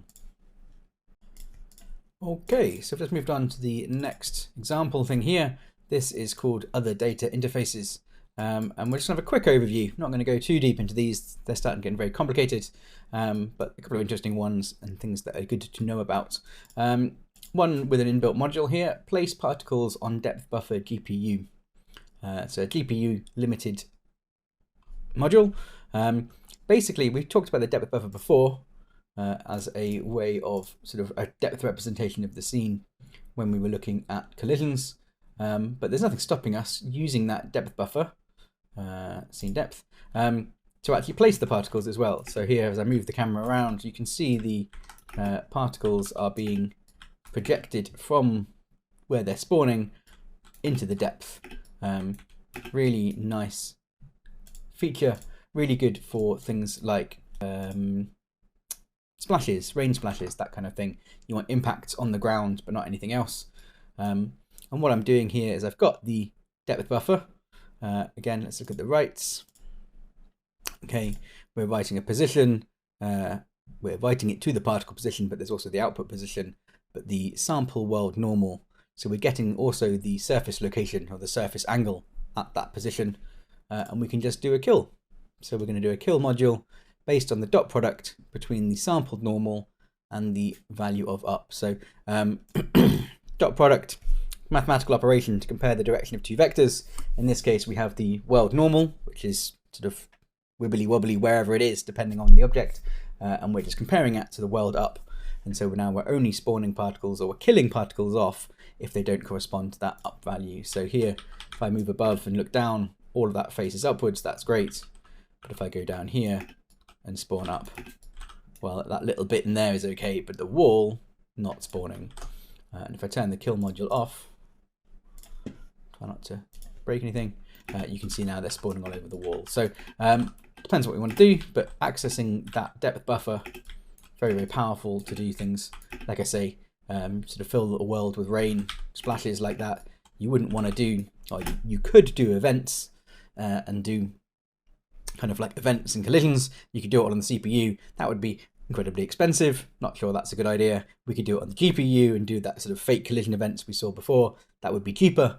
Or we could just spawn the particles on the depth buffer and check against the world, and that would be even cheaper still. So definitely worth playing with. Do have a look out for my next course on Niagara. I'm going to do an advanced course, and we're going to do a real deep dive into rain and all the problems and potential solutions we can do with that. So I'm going to be talking about things like this in a bit more detail. Okay, we also have a Scratch module in here called Other Data Interfaces. If I open that up, series of information things we can get. Again, we're going to cover these in more detail later on, but just to be aware of them here. We've got collision queries, so scene depth GPU, scene depth or custom depth GPU, mesh distance field GPU, and partial scene depth GPU. So different ways we can query the depth buffers. As we saw in that last module, we can do that and then push our particles to it. That's what's happening also in the collision modules. So you query the depth buffer, where you are and where you think you're going to be in the next frame, and if there's a collision, then we can kind of deal with that. There's also asynchronous queries, and so if you don't need accuracy of this frame, you can do a query asynchronous, and it will be one frame delayed, but cheaper because of it. Lots and lots of powerful things we can do with particle collisions and sampling buffers. Insects or kind of something crawling over a surface, you can do that where you can kind of spawn it on the depth buffer and then make sure that it follows along the sort of the value that it spawns on. And so keeping kind of particles constrained to a surface. You might remember the particles from the original Unreal 5 tech demo. There were some insects that sort of followed or ran away from a flashlight. And that's an example that you can get from the content examples that we can go through as well in the next tutorial series. Camera information. Where's my camera? Which way is it pointing? What can we do with that? Powerful things we can do with that as well. Landscape data. If we do something like leaves blowing along the ground, you could do, we talked about the wind modules earlier, the aerodynamic wind. That had this idea of wind kind of being in valleys and responding to the landscape. So that would be getting information from there. Runtime virtual textures. So in the same way we can sample textures, we can sample runtime virtual textures as well. This is also going to be giving us basically landscape data, but we can do things like we can bake rocks and models into the RVT as well. And so if you wanted a height of the world, it's not just the height of the landscape, but it's the height of the landscape and any kind of like big mesh features that would be written out as a RVT possibly instead of the landscape. But landscape height and RVT height basically going to give you very, very similar results depending on your setup. And there's even more. So there's so much data. New feature in the latest version is you can write your own data interfaces. That's not something I've tried to do yet, and it's still sort of currently very experimental, cutting edge tech, but will give us another powerful way of working with data and kind of moving things around. The more access we have to data, the more we can build our effects to be dynamic and interactive and things. So definitely worth checking out as a thing eventually. Okay, last little feature we're going to look at in the advanced section here is going to be parameter collections. We'll do that in the next video.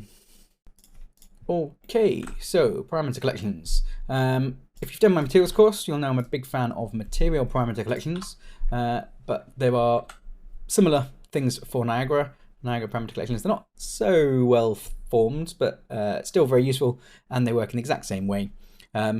We have parameters in our systems, in our world, that might want to be shared between different places, and we don't want to have to keep updating values in different places. We want one single kind of source of truth.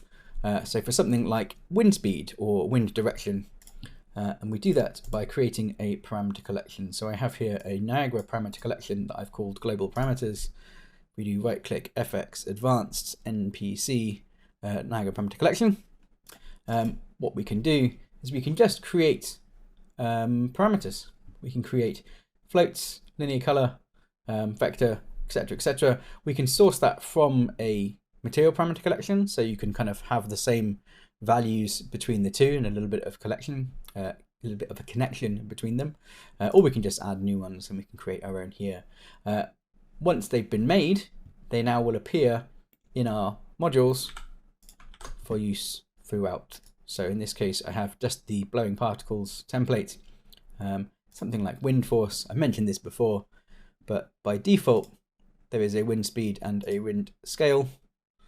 Now my wind speed, I'm going to do this by multiplying a vector by a float. The vector I want is NPC. Why has this not come up?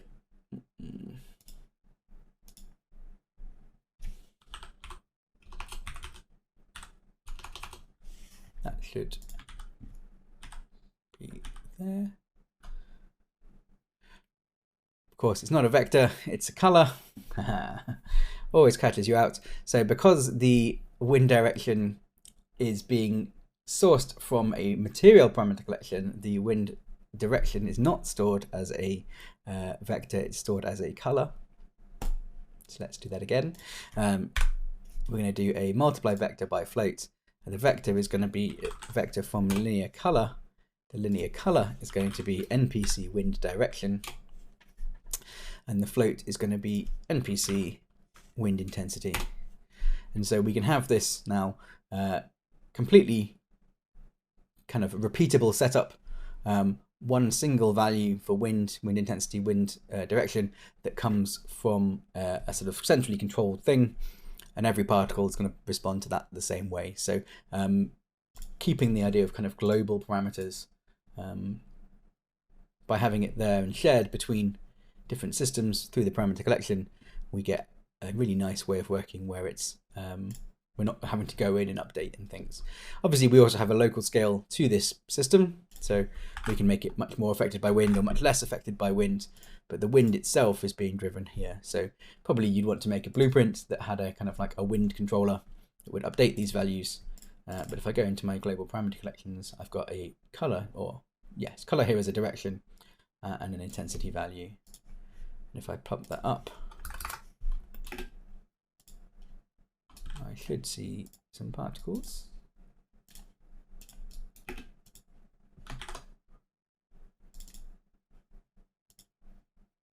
Oh, not sure why my span rate got turned off there. Must have accidentally hit spacebar at the wrong time.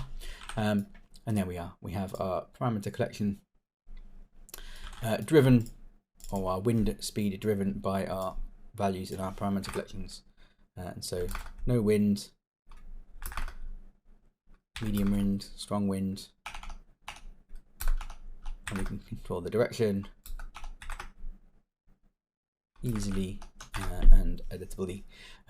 So very useful. Between user parameters and global parameters from parameter collections, it's very easy to build up a kind of series of data where you've got kind of your overall global settings that are set per level, and then you've got your local kind of, well, yeah, local settings that are set kind of per instance. And then you've also got your dynamic reading of the world. So in this case here, we're getting some collision against the wall. And so everything kind of works together to do the bit that it needs to do. And you get a nice, powerful system that works really well. Okay, that's Niagara parameter collections. One thing to note, or one thing, if you are using a lot of these, you want to be a little bit careful. They will appear in every drop-down. And so if I go to something like uniform sky scale here, if we have a lot of NPCs, this list will get very, very long very quickly. So you do want to use them where they're appropriate, but if you're making lots of NPCs for every kind of debug situation, this can get a very big list. And then it's like any kind of data management. The more you have, the more easy, or the more likely it is for you to select the wrong one, or suddenly you have to think of a million names that are all very descriptive, which is very hard to do. So this is fine. I've got a few things. So wind, temperature. If we're doing things like snow, we might want to have like a snow value. Or temperature value. Those kind of global values are worth doing, but I wouldn't necessarily do loads and loads of NPC values, just because they sort of, there's a diminishing returns on them, at least in my experience. So, okay, that is it for the advanced section, advanced concepts. Hopefully that's not been too advanced. I appreciate that maybe there's some groundwork maybe missing from this, but just as a quick recap, we talked about collisions, what to use, where to use them, CPU and GPU collisions, how they work using scene depth, depth buffer, that kind of thing. That's the other one. Distance fields. Don't use CPU collisions, they're expensive. Can use GPU collisions, but they have limitations. We talked about events, CPU driven, spawning an event, have an event receiver, an event spawner or event sender. Works really well, but CPU only, so there's cost implications to that. We talked about the attribute reader. My particles off screen. Got a little bit mired into Scratch modules, but a way of replicating or hacking together something very similar to the event system, but fully GPU driven. So spawn particles from other emitter, sample particles from other emitter, and then we wrote our own custom sampler for has collided and time of collision. And we also did a Scratch module here for moving position. So death event, yes, that's right. Checking the age of the particle, is the age near a threshold? That worked really well for death events. And then the collision event was capturing the time of collision and comparing that to the current time to get a kind of small window of spawning after collision. Talked briefly about other data interfaces. So big one being textures. We can sample UVs directly if we're spawning in a grid, or however we want to get the data to sample that. But we can also sample the UVs from our meshes and use those sampled UVs on our textures, and then use rejection sampling to turn things on and off. So a really powerful way of controlling where particles spawn and where they don't. Talked a little bit about the other data interfaces. So in this case, spawn on GPU, spawn on depth buffer, GPU, and things like landscapes and, I don't know, collisions and cameras and all of those things, which we'll cover in much more detail in the next course. And then finally, parameter collections. So making global values that can be shared easily between different systems in the world. Okay, last two modules have been lots of information, lots of breakdowns and how we do things and what the settings are available to us. So the final thing we're going to do, round it all out, is a few worked examples. I'm going to go through each of these step by step from scratch, no shortcuts, and we're going to make some snow, some mesh leaves, a muzzle flash, some campfire and embers and things, and then finally a dissolving effect where we're sampling from a mesh and using the UVs and all of that kind of thing to coincide our particles to our animation in our material as well. So join me for the next section and we'll go through all of those as well.